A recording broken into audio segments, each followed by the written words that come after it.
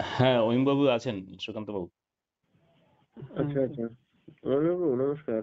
হ্যাঁ নমস্কার স্যার। ভালো আছেন স্যার স্যার? গ্রুপে হ্যাঁ স্যার ভালো আছি। আপনারা ভালো আছেন তো? হ্যাঁ হ্যাঁ হ্যাঁ, স্যার গ্রুপে তো খুব লেখালেখি করেন আপনি, দেখতে পাই। হ্যাঁ গ্রুপে আসলে অনেক রকম মানে বিচারের কি বলবো কনফ্লিক্ট আসছে প্রচুর। হ্যাঁ হ্যাঁ। বিভিন্ন জনের বিভিন্ন রকম মতামত। আর হুম যারা ধার্মিক মানে ইসের সঙ্গে যুক্ত, হুম হুম। তারা এটাকে সঠিকভাবে নিতে পারছে না। মানে অনেক রকম আহ, মানে দ্বন্দ্ব আসছে, বুঝতে পারছি না মানে হুম। কিভাবে স্বাভাবিক তাদেরকে বোঝাবো। স্বাভাবিক, একদম সঠিক ব্যাপার এটা।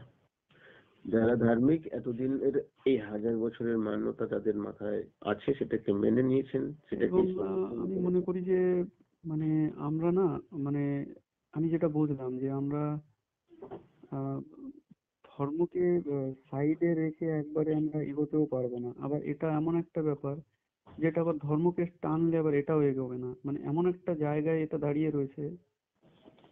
কিন্তু এখানে আমাদের মধ্যস্থ তো করতেই হবে, তাছাড়া দ্বিতীয় কোনো রাস্তা নেই। কারণ আমাদের দেশের যদি বলি যে না ধার্মিক, তো ধার্মিকও নেই এখানে। আমাদের দেশের এমন একটা সিচুয়েশনে দাঁড়িয়ে রয়েছে যেখানে মানে 1% তো দূরেরই কথা, হিন্দু যত আছে মোটামুটি আমি তো মনে করি যে মানে 0.00 মানে মানে খুব নগণ্য মাত্রায় যারা আছে তারা ধর্মটাকে ঠিকভাবে দেখে বা গ্রহণ করে বোঝে একমাত্র, যদি আমি সেইভাবে দেখি।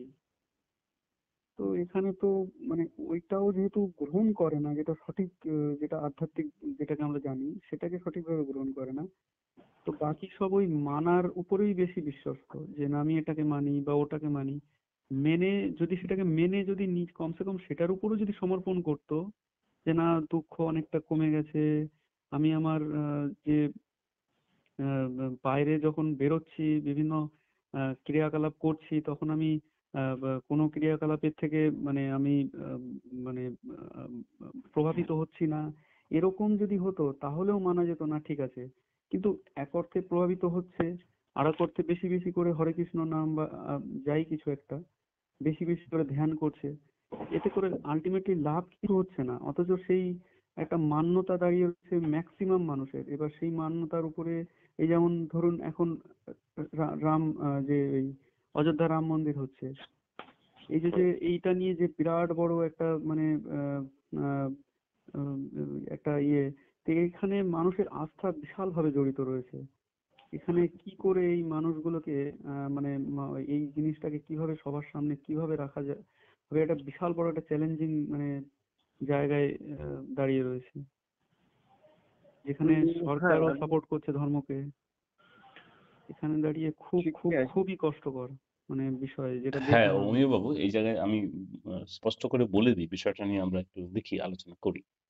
এটা হচ্ছে হ্যাঁ যে মানে সম্পূর্ণ সমাধান ব্যবস্থা আসার জন্য যারা প্রথাগত ধর্মে বিশ্বাস করছে তারা সম্পূর্ণ হ্যাঁ সমাধানকে কেন সাপোর্ট করবে না, সেই কারণটা কি, এবং সেই কারণটা কি সত্যিই কারণ, বা তারা কি সত্যি সাপোর্ট করবে না, এটা আমরা কি হ্যাঁ বুঝেছি। এবং এটা সুকান্ত বাবু ভালো বলতো, আমরা এটা অনেক আলোচনা করেছি আগে ওইটা নিয়ে।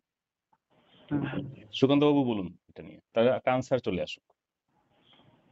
হ্যাঁ, বিষয়টা তো আমাদের অনির্বাবু যেমন করে দেখছেন, হুম। আর আমি রীতিমতো ওনার কথার যে মানে উনি চিন্তিত এ ব্যাপারে, মানে বিষয়টা কি হবে, কি করে হবে, তাই না? হ্যাঁ এখানে তো মানে সত্যি খুব হ্যাঁ, ডাউট আসলে লাগছে। এটাতে এত বেশি চিন্তা করার কিছু নেই আমাদের। আমি আমার যা অনুভূতি বা বোঝাপড়া সেখান থেকেই বলছি, এবারে সেটা আমি শেয়ার করতে পারি আপনার সঙ্গে। হুম হুম আপনি যদি দুই একটি প্রশ্নের উত্তর আমায় দিয়ে দেন এক কথায়, তাহলে দেখবেন বিষয়টা অনেক হালকা হয়ে যাবে। প্রথম কথা হচ্ছে, সব মানুষ তার লাভ চায় কিনা? হ্যাঁ লাভ তো চাই। সব মানুষই চায়, ঠিক কথা, একেবারে হুম একমত। হুম হুম এইবারে দেখুন, আজকে যা যা ঘটছে, সে রাম মন্দিরের উপরে আস্থা হোক, আপনার গীতার উপরে আস্থা হোক, কোনো মন্দির, কোনো ধর্ম, যেখানে যার যা আস্থা আছে, সেই আস্থাতে তার লাভ হচ্ছে, হ্যাঁ লাভ হচ্ছে বলেই সেই আস্থার উপরে সে টিকে আছে, দাঁড়িয়ে আছে, সেটাকে সে মানছে। হুম হুম কি লাভ? না, তিনি যেভাবে যে সমস্যার মধ্যে যে যা যা তার আশা আকাঙ্ক্ষা বা কিছু যেভাবে সে বুঝে আছে, পুরো তার ব্যাকগ্রাউন্ড, তার দর্শন, তার সংস্কৃতি, তার সমস্ত কিছু যা যা তার মাথার মধ্যে এতদিনে যা বোঝাপড়া তৈরি হয়েছে, হুম তার উপরে দাঁড়িয়ে কষ্ট পেলে কারোর কাছে গিয়ে প্রার্থনা করা, কোথাও কিছু অভাব হলে, অসুবিধে হলে কোনো এক শক্তির কাছে গিয়ে বলা, বা কিছু ব্রতী বা কিছু কার্যকলাপ আমরা এমন কিছু করি, মানে মান্যতা। এগুলো দিয়ে আমাদের কিছুটা মনে করি যে আমি ঈশ্বরের কাছাকাছি আমার সমস্যাগুলোকে পৌঁছে দিচ্ছি, ঈশ্বর দেখছেন, তিনি যা করবেন ভালো করবেন। মানে আমার হাতে যখন আর কোনো কিছু নিয়ন্ত্রণের বাইরে চলে যাচ্ছে, ক্ষমতা নেই, তখন আমি থার্ড পার্সন একটা শক্তি আছে যেটাকে আমি মান্যতা দিই, তার উপরে আস্থা রাখি, এই তো, আর কিছু নাই তো। যা আমার উপরে আছে, আমাকে কিছু বললো যে আছে চাল, চাল নেই নিয়ে এসো, তো আমি টাকা আছে পকেটে চলে গেলাম। কিন্তু এমন কোন লোক যদি বলে যে চাল নেই বাড়িতে, তাহলে সে কি করে? ঈশ্বরের ভরসায় বাইরে যায়, ভিক্ষা করে, বা অন্য কিছু যা যা সুযোগ আছে সে যে মতো করে তার করতে চায় সে মতো করে। কেউ কে লোকে মিথ্যে কথা বলে কিছু করে আনতে পারে, যা অভাব হলে যা হয় লোকে করে। এবারে বুঝতে কি আমরা আমরা কি বলছি যে আমরা, আপনি যেটা নিয়ে ভয় পাচ্ছেন, আমরা তো ধর্মকে সরাসরি আমরা নিজেরাই বলছি যে আপনি এই মতো করে ধর্মের বিরোধিতা করে ধর্মকে চেঞ্জ করতে পারবেন না।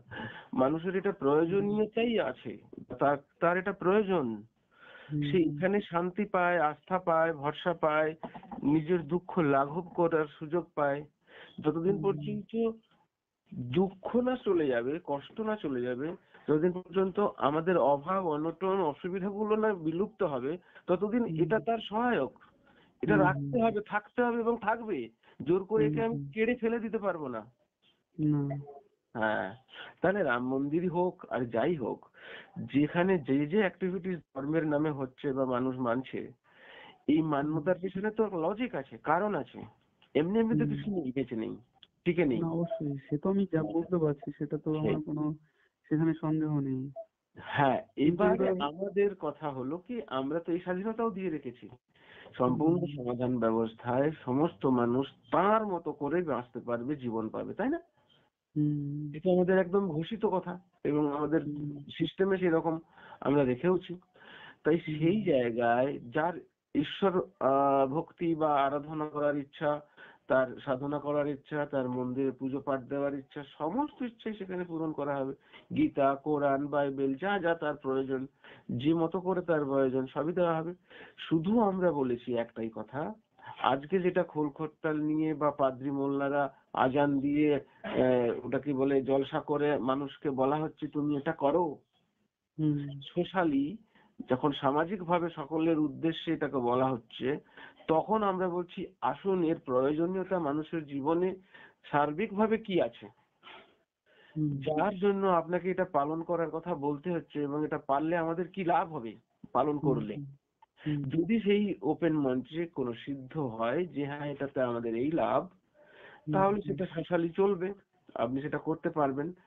যদি না হয় তাহলে ব্যক্তিগত মান্যতা আপনি 1000 সাল ধরে মানুন, সে নিয়ে কারোর কোনো মাথা ব্যথা নেই। আপনি ব্যক্তি কি মানলেন কি মানলেন না সে নিয়ে, তাহলে ব্যক্তি স্বাধীনতা থাকছে সম্পূর্ণ, সে কি কি করবে, কিন্তু অন্যজনকে কোনোভাবে ডিস্টার্ব করতে সে পারবে না, কারণ তাতে তার কোনো লাভও নেই। আজকে যেটা করা হয় তার পেছনে তার লাভ আছে, যত বেশি জনকে আমি আমার গোষ্ঠী বা আমাদের এই দলের মধ্যে আনতে পারবো, সেখান থেকে তো আর কিছু না, মান সম্মান পাওনা দক্ষিণা, হ্যাঁ, এগুলো আছে। যদি দক্ষিণা দেওয়ার প্রথাই তুলে দেওয়া হয় না মন্দিরে, বা এই জলসায় বা মৌলবীদের খাওয়া দাওয়ার দায়িত্ব যদি তুলে দেয় না নেয়, তাহলে দেখবেন যে এই পেশাটাই ছেড়ে দিয়েছে লোকে।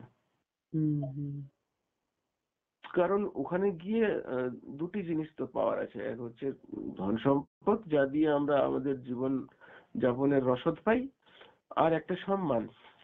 এইবার একটা প্রশ্ন, প্রায়াংশু স্যার বলে একজন আছেন গ্রুপে। হ্যাঁ আমি উনি জানি, আমরা আমাদের সঙ্গে দেখা হয়েছে, কথা হয়েছে গুজরাটে। আচ্ছা, মানে প্রাণশু স্যার কিন্তু থাকেন কলকাতায়। হ্যাঁ উনি গুজরাটে গেছিলেন কিসের জন্য? ওই যে আমরা গেছিলাম, আমাদের 5 দিনের একটা শিবির ছিল সম্পূর্ণ জীবন দর্শনের উপরে। তো উনি কি অনেকদিন আগে থেকেই জড়িত? কি হ্যাঁ হ্যাঁ হ্যাঁ হ্যাঁ, অনেকদিন আগে থেকে আচ্ছা, জড়িত, কিন্তু ওনার অনেক জায়গাতে ডাউট আছে, যেটা প্রেমজিৎজির সঙ্গে মাঝে মধ্যে কথা বলেন। এবং ওনার থিঙ্কিং প্রসেসটা সম্পূর্ণ জীবন দর্শনটাকে উনি ভালো করে পড়েছেন কি পড়েননি আমার জানা নেই, কিন্তু বুঝেননি এটুকু বলতে পারি। হুম, মানুষের স্বভাব সম্পর্কে ওনার কনফিউশন আছে, যে কারণে উনি বারে বারে এটা হবে না, এটা হতে পারে না, এটা কি করে সম্ভব, এরকম করে কিছু কথা বলেন। দেখুন, আমি আমি যেহেতু বইটা পড়েছি, বইটা অনুবাদ করেছি এবং এটা উম, এটা অনেকটা সময় আমি দিয়েছি, মূল্যবান সময় বলা যায়, জীবনের মূল্যবান সময় আমি দিয়েছি এবং বহুবার বইটা পড়েছি। অনেকবার শিরোজিকে প্রশ্ন করেছি, নানা রকম জায়গায় যেখানে আটকে গেছি, যেখানে বুঝিনি। তারপরে কিন্তু আমি অনুবাদ করতে শুরু করেছি এবং অনুবাদ করাকালীনও কিন্তু আমরা সুকান্ত বাবুর সঙ্গে, শিরোজির সঙ্গে, অম্বরীশজির সঙ্গে আমরা অনেক আলোচনা করেছি। তো যিনি এখন এটার বিরুদ্ধে কিছু বলছেন, তিনি জনসমক্ষে এসে বলুক যে আমার এইখানে সমস্যা আছে, এই প্রশ্নটা আমার আছে। সে তো শিরোজি ওপেন করেই দিয়েছেন একদিক থেকে। আর সেকেন্ড হচ্ছে, যিনি তবে বলছেন এই কথাটা, তিনি কি সত্যিই কি সম্পূর্ণ জীবন দর্শন এবং সম্পূর্ণ সমাধান পুরোপুরি পড়েছেন, সম্পূর্ণভাবে পড়েছেন? অমিয় বাবু, আর একটা কথা এই হচ্ছে, প্রাণশক্তি এখনো পর্যন্ত ওপেন মঞ্চে কোনোদিন ওনার যে ডাউট আছে সেই বিষয় নিয়ে আসেননি। হুম, হুম, আসলে আসেননি বলে ভাবে আসার সাহস করেননি। হ্যাঁ আসার সাহস করেন। এবার ব্যাপারটা হচ্ছে যে উনি চাইছেন যে মানে অ্যাকচুয়ালি জনতা, মানে আমরা যারা মানে মোটামুটি একটা গ্রুপ থাকবে, সেই গ্রুপের মধ্যে ম্যাক্সিমাম সেই বিষয় নিয়ে আলোচনা হবে এবং সেখানে ডিসকাশন হবে। তারপরে আমি মানে একটা, তারপরে উনি ফুললি সাপোর্ট করবেন, মানে এরকম ধরনের একটা দেখছি সবার প্রবণতা। না না, ওইভাবে ওইভাবে কি হোয়াটসঅ্যাপ গ্রুপে বা কোনো গ্রুপে আলোচনা করা সম্ভব? যে বিষয়ে ডাউট আছে সেই বিষয়টা নিয়েই তো মানে উনি কি সত্য অনুসন্ধানে যদি হন, তাহলে যেখানে যেখানে ওনার প্রবলেম আছে সেটা উনিও জানবেন, আরো 10 জনে জানবেন। এখানে উনি হ্যাঁ বোধহয় এবার এবার এইবার ব্যাপারটাকে বড় প্রাধান্য দিয়েছেন, হ্যাঁ হ্যাঁ হ্যাঁ যে এইবার আমি ওপেন মঞ্চে এসে হেরে যাব, এটা সবাই দেখবে, মানে এরকম একটা না কিছু না, এটা কনসেপ্ট। এটা তো ঠিক আছে, এটা তো একটা ব্যাপার।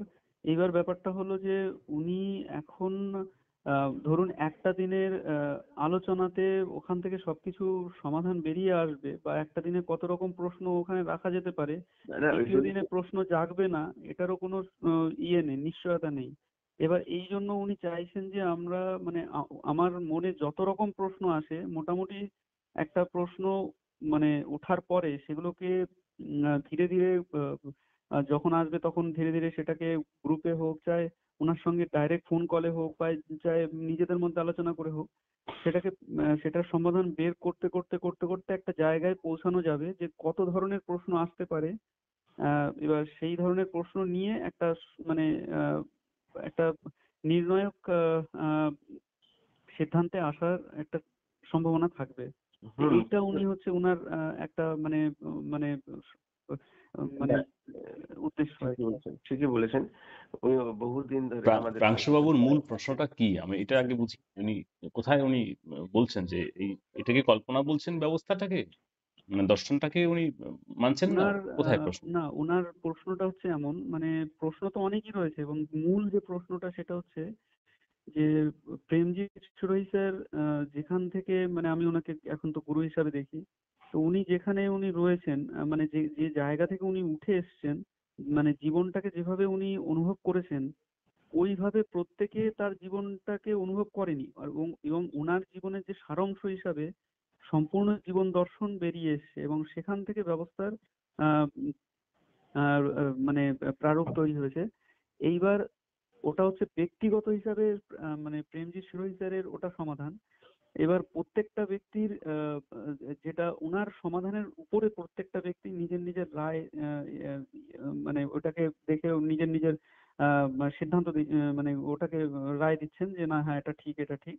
তো তো এখানে উনি বলছেন যে না, যে ব্যক্তি উনার সমাধানটাকে দেখছে সেটা তো সে মেনে চলছে যে না এরকমই হচ্ছে, সেটা সে মান্যতা হিসেবে দেখছে। তেমনি কোনো একটি ব্যক্তি যদি সে কোনো একটি বিচারধারাকে বলছে না এটা আমার জন্য সঠিক, তো সে সেটাকে মান্যতা হিসেবে দেখছে। যদি কোনো একটি ব্যক্তি আধ্যাত্মিক বিচারধারার হয় তো সেটাকে মান্যতা হিসেবে দেখছে। তো এগুলো সবকিছুই মান্যতা হিসেবে দেখা হচ্ছে, তার ভেতর থেকে উঠে আসছে না। যে না, যদি ভেতর থেকে প্রত্যেক ব্যক্তির উঠে আসতো, দাঁড়ান স্যার একটা হ্যাঁ, আমিও বাবু। হ্যালো। হ্যাঁ স্যার। তো যেটা বলছিলাম যে ধরুন মানে আপনার যে জায়গায় মানে যেটা বলছিলাম ভুলে গেলাম, ওই জায়গাটাকে হ্যাঁ, মনে করার মানে চেষ্টা এটা করছি। যা বলছিলেন বলছেন এটা সেটা সিধুইজির একদম। ভেতর থেকে উঠে এসেছে কিন্তু বাকিদের ভেতর হ্যাঁ, থেকে উঠে এবার আসেনি। হ্যাঁ উঠে আসেনি। এইবার যে ব্যক্তিটার ভেতর থেকে মানে এগুলো প্রত্যেকটা ব্যক্তির ভেতর থেকে যেহেতু মানে উঠে আসে না, যদি সমাধান উঠে আসতো তাহলে শিরোই স্যারের সঙ্গে এই ব্যবস্থা প্রত্যেকেই একমত, মানে না শুনেই একমত হয়ে যেত। মানে এখানে এখানে প্রশ্নই আসতো না। কিন্তু উনারটাকে প্রথমে শুনতে হচ্ছে, তারপর নিজের মান্যতা ওখানে মানে নিজেকে ওই হিসাবে রায় দিতে হচ্ছে, না আমি এটার সঙ্গে সহমত। তো যে সহমত, যে অসহমত, যে এরকম, প্রত্যেকেই নিজের নিজের মান্যতা হিসেবেই রয়েছে। এবার এই জায়গা থেকে উনি বলছেন যে না এগুলো তো ব্যক্তিগত ভাবে চলে আসছে, যেহেতু উনার ব্যক্তিগত মতামত, যেহেতু উনার ব্যক্তিগত, প্রত্যেকের ব্যক্তিগত না, ওটা উনার ব্যক্তিগত পার্সোনাল, মানে পার্টিকুলার উনার ব্যক্তিগত মতামত, কিন্তু ঠিক। বাকি লোকের ব্যক্তিগত মতামত থেকে উঠে আসেনি। হুম। এইখানে উনি বলছেন যে না এখানে আমার ডাউট আছে। তো যেহেতু এখানে যতগুলো সদস্য আছে মানে ইউএলএম এর বলুন বা যারা ধরুন আমিও সাপোর্টে কথা বলি, তো যারা এই ধরনের সাপোর্টে কথা বলছেন তারা কি নিজেদের ব্যক্তিগত, তারা কেন ওনার মতামতটাকে আগে শুনতে হচ্ছে? তো তার মানে হচ্ছে তারা নিজে ওইটাকে দেখে ওটাকে, তার মানে এটাকে মান্যতা হিসেবে ওনারা মানে বলছে যে এটা মান্যতা। তাহলে তাহলে তাহলে আমি প্রশ্ন করলাম যে যদি আপনি বলছেন যে না এটাকে মান্যতা, তাহলে আপনিও যেটাকে যেটাকে ধরে মানে অন্য ব্যক্তিরা, মানে উনি তো ধরে চলছেন না, মানে উনি প্রশ্ন রাখছেন। তো যেমন বিবেক স্যার বলে একজন আছেন, উনি আবার এটাকে মানেনি না, মানে এই সম্পূর্ণ সমাধান দর্শন বা ব্যবস্থাকে উনি মানেনি না। হুম। তো উনি বলছেন যে না আমি এটার প্রতি অসহমত এবং আমি স্পষ্ট। আমি বললাম তাহলে আপনি যেহেতু অসহমত, এটাও তো আপনার মান্যতা, এটাও তো আপনার মান্যতা। আপনি যেটার মানে এটা আপনি কোনো না কোনো জায়গা থেকে দাঁড়িয়ে এটাকে মানে অসহমত দেখাচ্ছেন। বলছেন যে না না আমি ব্যক্তিগত ভাবে দেখছি, এটা প্রকৃতির নিয়ম, এবং প্রকৃতির নিয়ম অনুযায়ী ব্যক্তিগত ভাবে যে যে যেমনটা যেমন যেমন ভাবছে সেটাই তার মানে সেটাই তার ব্যক্তিগত রূপ। এবং এখানে কোনো মান্যতা নেই। তাহলে মানে একটা অদ্ভুত জায়গায় এসে দাঁড়িয়েছে যে উনি বলছেন যে ব্যক্তিগতভাবে যে যেমন আছে সে তেমন আছে। আমি বলছি যে সমাজের মধ্যে দাঁড়িয়ে কেউ কি প্রভাবিত নেই? তাহলে তো প্রত্যেক ব্যক্তি তো বলছে যে না আমি কোনো প্রভাবিত, মানে উনার কথা হিসাবে মানে এটা উনি উৎস রেখেছেন, কিন্তু আমি বলছি যে উনি প্রভাবিত আছেন। কিন্তু উনি এটা মানে উনি আমি বলছি যে উনি প্রভাবিত আছেন, কিন্তু উনি বলছেন যে না আমি প্রভাবিত নেই। এখানে এসে কনফ্লিক্টটা আবার দাঁড়িয়ে যাচ্ছে, মানে নিজেদের মধ্যে উলঝে আছে, মানে এমন করে না, না, উলঝে আছে যে কি আছে আপনার সমস্যার বুঝতে পারছি স্যার। এখন কোনো সায়েন্টিস্ট যদি কোনো কিছু খুঁজে বের করেন, তিনি কিভাবে প্রুভ করবেন? তার তো সেটা হ্যাঁ এবার ব্যক্তিগত খোঁজ। সেখানে মানে আমরা আমি প্রত্যেকটা একটু বলি, তাহলে হয়তো বুঝবেন ব্যাপারটা কোথায় গিয়ে কি হচ্ছে। আমি একটা নতুন কিছু জানলাম, খুঁজলাম, পেলাম, সিদ্ধান্ততে পৌঁছতে পারলাম যে এই ঘটনা, এই ঘটনার এই কারণ। তাহলে এটা তো আমার ব্যক্তিগত ফিলিংস, হ্যাঁ এটা আমি সবার সামনে রাখছি। এইবারে বুঝতে হবে যে সবাই এটাকে আমি যেভাবে বলছি সেটা রিয়েলাইজ করছে কিনা। তো আপনি তো নিশ্চয়ই দেখেছেন, প্রেমজিৎ জি খুঁজে পাওয়ার পর আজ পর্যন্ত তার প্রত্যেকটি সাবজেক্টকে ওপেন করেছেন এবং প্রশ্ন করার জন্য খোলা চ্যালেঞ্জ করে দিয়েছেন। হ্যাঁ তাহলে এবার উনি এখানে এখানে বলছেন যে এখানে প্রেমজিৎ শিরোহী স্যারের কাছে গেলে মানে আমরা এর উত্তর পাবো, মানে উনি এখানে মানে এই প্রিয়াংশু স্যার আবার এটা উনি তো এর সাপোর্টেই কথা বলেন অনেক সময়, কিন্তু আবার অনেক সময় বিরোধেও কথা বলেন। না, উনি তো ঠিক আছে এইরকম বলার বিরোধের পেছনে কথা কারণ হচ্ছে ওই যে অর্ধেক জানলে তো সমস্যা হয়ে যাবে। না, বিরোধ কারণ ঠিক আছে, আমি মানা করছি না, বিরোধে কথা বলতেই পারে, সেটা কোনো ব্যাপার না, খারাপ কিছু না। কিন্তু আমার কথা হচ্ছে যে উনি যেটা বলছেন, উনি বলছেন যে আমি যখন মানে প্রেমজি শিরোই স্যারের কাছে যাব, তখন উনি আমাকে সমাধান দিতে পারবেন। কারণ যিনি সমাধান দিয়েছেন, যিনি মানে মানে ভেতর থেকে পুরো ব্যবস্থিত, উনি আমাকে সমাধান এটার মানে আমি ওনার নিকটে যাব, মানে তবেই উনি আমাকে সমাধান দিতে পারবেন। কিন্তু আমি যদি অন্য কারোর কাছ থেকে মানে এইটার সমাধান শুনতে চাই, কোনো প্রশ্নের উত্তর, সে সেখানে সমাধানই দিতে পারছেন না। এখানে এখানে পুরোপুরি ব্যক্তিগত চলে আসছে, যেহেতু উনার থেকে এটা উঠে আসছে, তো অতএব উনিই দিতে পারবেন, বাকি কেউ দিতে পারবে না মানে পুরো এর সঠিক উত্তর। কারণ এটা তার ব্যক্তিগত ভেতর থেকে উঠে আসছে না, তাই উত্তর খুঁজতে গেলে তাকে বইয়ের সাহারা বা কোনো একটা কিছুর সাপোর্ট নিতে হবে। তো এটা হচ্ছে ওনাদের প্রশ্ন। শুনুন, এক একজনের প্রয়োজন তো এক এক রকমের। আমার আমার যে সমস্ত প্রশ্ন ইউএলএম বা এইখানে ছিল, হতে পারে কি আমি অনেক কিছুতে আমার জীবন যা শুনেছি তা আমি সঙ্গে সঙ্গে বুঝেছি হ্যাঁ এরকম তো হচ্ছে। আবার অনেক কিছুতে আমি আটকে গেছি যেরকমটা আমার জীবনে হয়নি। তাই আমি আরো জানার জন্য সেগুলোকে চেষ্টা করেছি, আমার সেই প্রশ্নগুলো যেগুলোতে আমি সহমত পোষণ করতে পারিনি। তাহলে প্রাণাংশুজি বলুন, প্রজ্ঞা ম্যাডাম বলুন, কি আপনি আমি যেই বলুন, সকলের প্রশ্ন এক নয়।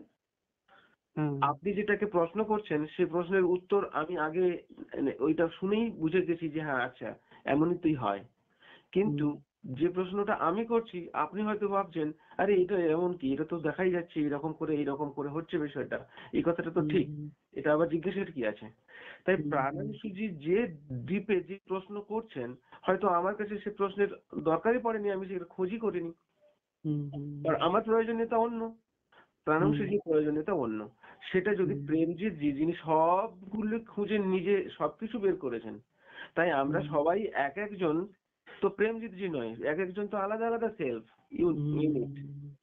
তাহলে আমি আমার যা জীবন তার মতো করে উপলব্ধি করেছি, আমি ততটাই ডেলিভারি দিতে পারবো। এই প্রাণাংশুজি নতুন কি বলেছেন, ঠিকই তো বলেছেন, যিনি খুঁজেছেন সম্পূর্ণ ব্যবস্থাটা তার কাছেই সম্পূর্ণ উত্তর পাবেন। আর আমার যতটুকু প্রয়োজন এখান থেকে জানার বোঝার, আমি ততটুকুই জেনেছি, এর থেকে বেশি আমি খুঁজেই নি, এখানে ঢুকতেই পারবো না, কারণ আমার সেটা প্রয়োজনই নেই, আমার জীবনে তার কোনো ইউটিলাইজই নেই। বুঝতে পারলেন কি বলেছি? সেইটা তো এবারে আমার উপলব্ধি, প্রাণাংশুজির উপলব্ধি, সকলে তো আলাদা আলাদা। আমাদের এই জিনিসটা জানার উদ্দেশ্য কি? প্রেমজিৎ যে ঠিক কি ভুল এটা প্রমাণ করা, নাকি আমার জীবনে আমি যা চাই সেটাকে উপলব্ধি করা, মানে হাসিল করা। আমি যা চাই তাই তো। প্রেমজিৎ জি কি আবিষ্কার করলো বা অন্য কেউ কি আবিষ্কার করলো খুঁজে পেলো, এটাতে আমার কি যায় আসে? আমি তো সেই জন্য একে সমর্থন করছি যে আমি যা চাই এখান থেকে পাবো কিনা। তাই ওই যে আমাদের এখানে কোনো গুরু শিষ্যের ব্যাপার নেই। প্রেমজিৎ জি এখনো আমরা কথার জন্য স্যার বলি, আপনাকেও বলি, সবাইকেই বলি, প্রেমজিৎ জি আমাদের স্যার বলেন। এখানে কেউ গুরু নয়, কারণ প্রেমজিৎ জি যতটা তার জায়গা থেকে খুঁজে যা পাওয়ার খুঁজেছেন, এটাতে আলাদা করে তার কোনো কৃতিত্ব নেই। উনি অনেক উচ্চমানের ব্যক্তিত্ব, তো ওনাকে আমি সেই হিসাবে দেখি, কারণ উনি যেহেতু সন্ন্যাসী ছিলেন। এবং আপনি যদি দেখেন, আপনি মানতে পারেন, সেটা বলতে পারেন, কোনো সমস্যা নেই, জানা দেবে না। মানে আমরা যেভাবে ওনাকে দেখি বা আমরা যেভাবে ওনাকে দেখেছি, উনি বলেছেন যেভাবে, সেটাকে আমারও ঠিক মনে হয়েছে। তাই আলাদা করে প্রেমজিৎ জিকে গুরু বা কোনো বিরাট সম্মান দেওয়ার জায়গা কিছু নেই, কারণ আমরা নিজে প্রেমজিৎ জি যা করেছেন ওনার জন্যই করেছেন। আমি যা করছি আমার জন্যই করছি, আপনি যা করছেন বা করবেন তা আপনার জন্যই করবেন। আমরা যে দেশাত্ম ও স্বাধীনতা সংগ্রামীর মাহাত্ম্য বলি, বা কোনো মানুষ কারো সাহায্য করছেন বলে খুব ভালো মানুষ বলে বলি, আসলে এগুলো বলি আমাদের কাছে আছে, কিন্তু না, তিনি তার প্রয়োজনেই এগুলো করেছেন। 10 জনের দুঃখ দেখে উনি কষ্ট পেতেন, উনি যাতে না কষ্ট পান এই 10 জনের দুঃখ মোছানোর জন্যই তার এই অ্যাক্টিভিটিস। বিশ্বমানের কোনো যদি কোনো কাজ হয়, তাহলে তার এই বিশ্বের সমস্ত ওই বিষয়ে তার কষ্ট ছিল, এই সমস্যা তাকে পীড়া দিত, তাই তিনি সলিউশন খুঁজতে বেরিয়েছেন নিজের জীবনে যতটা ক্ষমতা আছে সবকিছু দিয়ে। তাই তিনি, আমরা সেলফ, আমি ছাড়া আর কাউকেই কোনোভাবেই এখানে এন্ট্রি নেই কারোর, হুম, বুঝতে হুম, পেরেছেন? এক্কেবারে একা আমি আর আপনি। হুম, তাই যা কিছু করছি সব সেলফ রিলেটেড, এবং হুম, বাইরের অনেকের এখানে উপকৃত হচ্ছেন বা সহযোগিতা পাচ্ছেন বা তাদের দুঃখ কষ্ট সলভ হয়ে যাচ্ছে, তারা আমাকে ভাবছে আমি তার জন্য করেছি। না, কেউ কারোর জন্য কোনোদিন কিচ্ছু করতে পারে না, পারেই না, করবেই না, যতক্ষণ পর্যন্ত হুম, তার সমস্যা আপনার ভেতরে গিয়ে পীড়া না দেয় বা আপনার সমস্যা হিসেবে না দেখা দেয়। তাই আপনি আপনার সমস্যা দূর করতে গেছেন, আর সঙ্গে সঙ্গে তার পীড়াও তার দুঃখও সেখানে হয়ে গেছে, মিটে গেছে। এই জন্য সে হুম, ভাবছে আমার দ্বারাই তার মিটেছে, সেই আমাকে মহান করে দেখে। আসলে আমার উদ্দেশ্য ওর সমস্যা সমাধান করা ছিল না, আমার সমস্যার যে হচ্ছিল ওকে দেখে সেটার সমাধান করার ছিল, আর তাই করি আমি। এইটা দর্শন, এইভাবে দর্শনটাকে উনি রেখেছেন।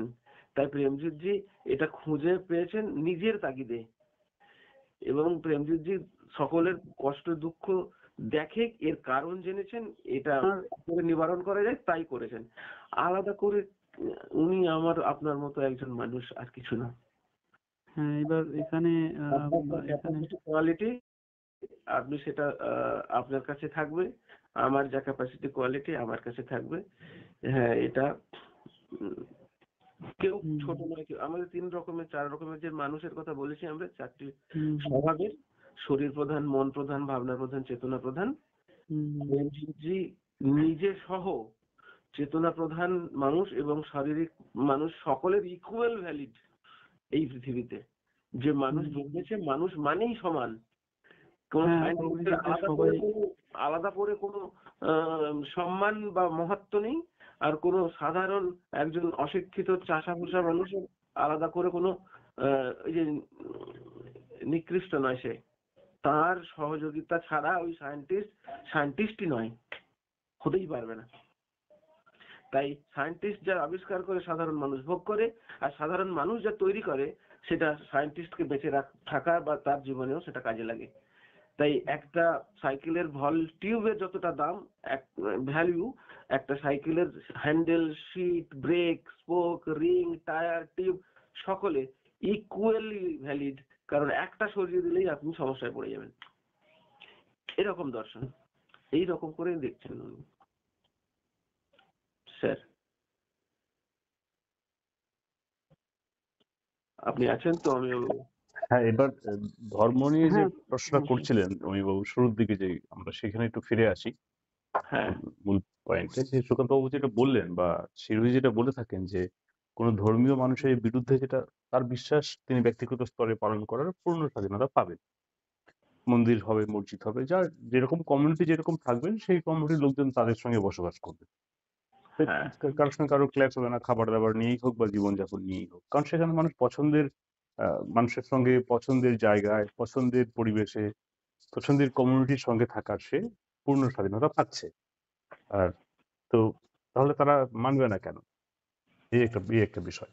এখানে বিষয়টা হচ্ছে যে মানে উনি বলছেন যে প্রত্যেকটা ব্যক্তি কে আমরা যেভাবে ভাবছি যে সে এমনটাই চায়, এটা নিয়ে এরা নিজেদের মধ্যে জানি না কি কি বলছে, আমি তো এটাই না, বুঝতে আগে পারছি না। আগে আপনি কনফার্ম হন তো যে মূল মূল যে আমাদের ইচ্ছা বা মূল যে আমাদের উদ্দেশ্য, জীবনের উদ্দেশ্য আমি যেটা, তো সেটা নিয়ে তো আমি তো ওনারা আমি তো একমত সেখানে নয়। কোনো ডাউট নেই, আমার সেখানে কোনো ডাউট নেই, তাহলে কিন্তু আমি বোঝাতে প্রাণের কি অসমর্থ। একমত নয়? উনি একমত নন অনেক ক্ষেত্রে, কারণ উনি বলছেন যে ধরুন আমি আপনার সঙ্গে কথা বললাম, হুম, এবার বা আমরা তিনজন কথা বলছি, হুম, এখানে ধরুন আমি একটা কোনো একটা আপনি ধরুন কোনো একটা কথাকে রাখলেন, হুম, সেই কথার কে আমি কিভাবে নিচ্ছি, তার ভাব, সেই কথার মর্ম, এবং সেই একটা কথার মাধ্যমে আপনার পুরো জীবনকে আমি বুঝে ফেলতে পারবো না আপনি কি অর্থে সেটাকে বলেছেন। হুম, তো আমি কোনো একটা অর্থ সেটাকে ধরতেই পারি সেই কথার মাধ্যমে। তো হ্যাঁ, তেমনি আমার কথাকে আপনি অন্যরকম কথায় ধরতে, মানে আমার মানে কথাকেও আপনি অন্যরকম অর্থে নিতে পারেন। পারি। তো ঠিক কথা। এরকম বিভিন্ন লোকের বিভিন্ন রকম আহ, কথা আছে এবং তার কথাকে আমরা বিভিন্ন রকম নিতে পারি এবং এই অর্থে আহ, মানে কিভাবে আমরা ব্যাপারটাকে মানে আহ, তো যেমন আমরা গ্রুপে ডিসকাস করছিলাম তো তখন এটা নিয়ে মানে অনেক রকম কনফ্লিক্ট চলে এসেছে, যেমন আমার আর প্রোগ্রাম ম্যাডামের মধ্যে অথবা যাই হোক ওনার সঙ্গেই। তো উনি একরকম অর্থ করছেন, আমি হয়তো অন্যরকম অর্থ করছি। আমি মানে আমি ওনার অর্থটাকে বুঝতে পারছি না এমনটা নয়, কিন্তু উনি হয়তো সেটা স্বীকার করতে রাজি নন, হয়তো ওনার অহংকারে বা কোথাও একটা জায়গায় আঘাত পড়ছে। তো যেখান থেকে মনে হয় যে না, উনি উনি আমাকে বলছেন না তুমি অহংকারী, আমি বলছি আমি সেভাবে কোনো মানে উনি আমাকে সেইভাবেই দেখছে, কিন্তু বাস্তবে আমি সেটাকে সেইভাবে নিচ্ছি না। কিন্তু আমার মনে হচ্ছে কোথাও না কোথাও উনি জিনিসটাকে এইভাবে বহন করে নিয়ে যাচ্ছেন। এবং শুধু আমার সঙ্গে নয়, এটা সচিব স্যারের সঙ্গে ওনার সঙ্গে ওই ওনার এই ঝামেলাটা হয়েছে। তো হ্যাঁ, কালকে গ্রুপে তো খুব এটা নিয়ে গরম ছিল, তো সেই জন্য তো আমি তো যে হিসাবে দেখি যে হ্যাঁ, তো শুধু এমনটা নয় যে ওনার সঙ্গে শুধু আমারই, ওনার সঙ্গে আহ, অনেকেরই এরকম। তো এখান থেকে দাঁড়িয়ে আমরা কাউকে বুঝতে পারছি না। মানে উনি একটা সুন্দর একটা কথা বলেছেন, আমি দাঁড়ান একটু মনে করে। উনি একটা কথা বলেছেন যে আহ, কোনো একটি ব্যক্তি কোনো একটি ব্যক্তি আপনার আপনার সঙ্গে সহমত এবং কোনো একটি ব্যক্তি আপনার সঙ্গে অসহমত, এটা তার পরিস্থিতির উপর নির্ভর করে সে এই জিনিসটা করছে। মানে কোনো একটি ব্যক্তি কোনো কাজের প্রতি আপনার সঙ্গে অসহমত, তো সে সেই সময়কালে মানে ওই সিচুয়েশনে দাঁড়িয়ে আহ, আপনার আহ, মানে ওই মুহূর্তে, ওই মনস্থিতিতে, ওই ব্যক্তির ব্যক্তিত্বতে আহ, উপর নির্ভর করে আপনার সঙ্গে অসহমত, কিন্তু সঙ্গে সঙ্গে যখন ওই মানে পরিস্থিতি পাল্টে যাবে, মনস্থিতি পরিবর্তন হতে মানে ওই যে পরিস্থিতির মধ্যে ও অসহমত, সেই পরিস্থিতি যদি পাল্টে যায় তাহলে সে সহমত হয়ে যাবে। মানে ব্যাপারটা এরকম যে আহ, মানে ধরুন এখন আপনার সঙ্গে আমি যেমন ভাবে কথা বলছি, হুম, আহ, তো আপনার সঙ্গে খুব সহজভাবে কথা বলছি। এখন হুম, যদি কোনো প্রধানমন্ত্রী আমার সঙ্গে এসে কথা বলে, হুম, তাহলে হয়তো আমি আমি হয়তো সেই সহজভাবে কথা বলতে আমার একটু বাধবে, যে না হুম, এত বড় ইয়ে কেন বাধবে, হয়তো মনে করবো যে না প্রধানমন্ত্রী, হয়তো আমি যদি কোনো খারাপ কথা বলে দিই, হয়তো দেখা গেল আজকে আমার কিছু একটা হারিয়ে যাওয়ার ভয় বা কিছু একটা হয়ে যাবে। হুম, তো ভালোভাবে ওনার জন্য আমি ভালোভাবে কথা বলবো। কিন্তু এখানে আমরা কোনো একটা মানে উদ্দেশ্যে কথা বলছি যে আমি আপনার সঙ্গে খুব সহজভাবে কথা বলছি, কিন্তু এখানে যদি একটা কোনো আহ, একদম নিম্নমানের কেউ একজন মানে আমার একদম আহ, কেউ একজন এসে কথা বলে, তো আমি তার সঙ্গে অন্যভাবে কথা বলবো। হুম, মানে আপনার সঙ্গে যেভাবে সহজভাবে কথা বলছি, ওখানে হয়তো আরো সহজভাবে কথা বলবো অথবা অত নিকৃষ্ট ভাবে হয়তো কথা বলবো হয়তো। হুম, মানে তো এটা মানে আমি আমি বলবো না, কিন্তু মানে অনেকে বলবে এরকম। তো হুম, এরকম এরকম একটা মানে যে বিভিন্ন রকম সিচুয়েশনে বিভিন্ন রকম ভেদ তৈরি হচ্ছে, মানে মনস্থিতি তৈরি হচ্ছে। তো হুম, এটার উনি একটা কথা বলেছেন যে ব্যক্তির ইসের উপরে মানে সিচুয়েশনের উপর নির্ভর করছে যে কিভাবে ও কথাটাকে রাখবে। তো এই জন্য ব্যক্তির ব্যক্তিত্ব অনেকভাবে ডিফার করে। তো ডিফার করে এই জন্যই সেই ব্যক্তিকে বুঝতে গেলে আমাকে তার সংস্পর্শে যেতে হবে, মানে তাকে আমাকে বুঝতে হবে, তাকে সেই অনুকূল পরিস্থিতি দিতে হবে, তবেই সে আহ, সামনে আসতে পারবে। তাহলে আমি বললাম যে তাহলে সে অনুকূল পরিস্থিতি যখন কথা আসছে, তাহলে তো সম্পূর্ণ সমাধান সেই ব্যাপারটাই তো করছে, অনুকূল ব্যবস্থা আনার কথাই তো বলছে। তাহলে হুম, আপনি মানে সবাই সেখানে অনুকূল হলে পরে সবাই সেখানে, তো বলছে যে না এখানে কিছু কিছু জিনিস তখনও সে অভিব্যক্তি করতে পারবে না। কারণ ব্যবস্থা এটা একটা নিয়মেই চলবে। এটা কেন ব্যবস্থা বলা হচ্ছে, বিবেক স্যার তখন এই প্রশ্নটা করছে যে এটাকে কেন ব্যবস্থাই বলা হচ্ছে। হুম, মানে এটা ব্যবস্থা বলাটাই মানে ভুল। মানে উনি ব্যবস্থা হিসাবে দেখছেন না এটাকে, উনি বলছেন যে না এটা প্রাকৃতিক নিয়ম অনুযায়ী হবে, হুম, যেভাবে প্রকৃতি চলছে এটাকে ব্যবস্থার মধ্যে মানে নিয়মের মধ্যে বাঁধা হবে। আর ব্যক্তি ব্যবস্থার মধ্যে বাঁধতে চায় না, হুম। তাহলে এর সমাধান কি? না, না, তো এই তো দেখুন, এই প্রশ্নটা যদি বিবেকবাবু করে থাকেন, আমার সঙ্গে বিবেকবাবুর ব্যক্তিগতভাবে কোনোদিন কথা হয়নি, বা উনি কি বাঙালি? হ্যাঁ স্যার। বিবেক উনি বিবেক কি না, উনি হিন্দি ভাষী, হিন্দি তো ভাষী? ওই আচ্ছা, যাই হোক। ইউপি সাইডে আচ্ছা, হতে পারে। বাড়ি হবে তো হয়তো। দেখুন, বিবেকবাবুর যে পুরানো দর্শন থেকে যে মান্যতা আছে, সেই তার বেসেই দাঁড়িয়ে উনি কথা বলছেন, পুরানো দর্শনের উপরে দাঁড়িয়ে কথা বলছেন।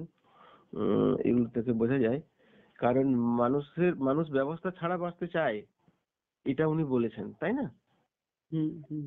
একমাত্র প্রাণী মানুষ ব্যবস্থা ছাড়া বাঁচতে চায় না বলেই আজও পর্যন্ত ব্যবস্থিত ব্যবস্থায় টিকে আছে।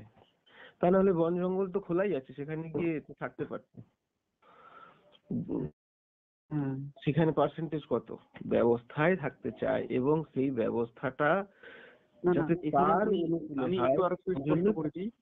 হ্যাঁ, উনি বলছেন যে না, এখানে জঙ্গলের ব্যবস্থা তো আমি চাইছি না, কিন্তু আমি তাহলে কি এটাও ব্যবস্থা? এটাও হ্যাঁ, ওটাও আমি প্রকৃতির চাইছি না। ব্যবস্থা তো জঙ্গলি ব্যবস্থা, সেখান থেকে তো আমরা উঠে এলাম। হ্যাঁ, সেখান থেকে উঠে এসে, কিন্তু ওটা প্র্যাকটিক্যাল। কিন্তু হুম, এবার উনি ওটাও চাইছেন না, উনি বলছেন না বর্তমান ব্যবস্থা এটাও যে ভালো, এটাও আমি বলছি না। তাহলে হুম, হুম, ভবিষ্যতে যে ব্যবস্থা আসবে সেটাও হুম, যে ভালো হবে, এটাও আমি হুম। কি করে স্বীকার করব?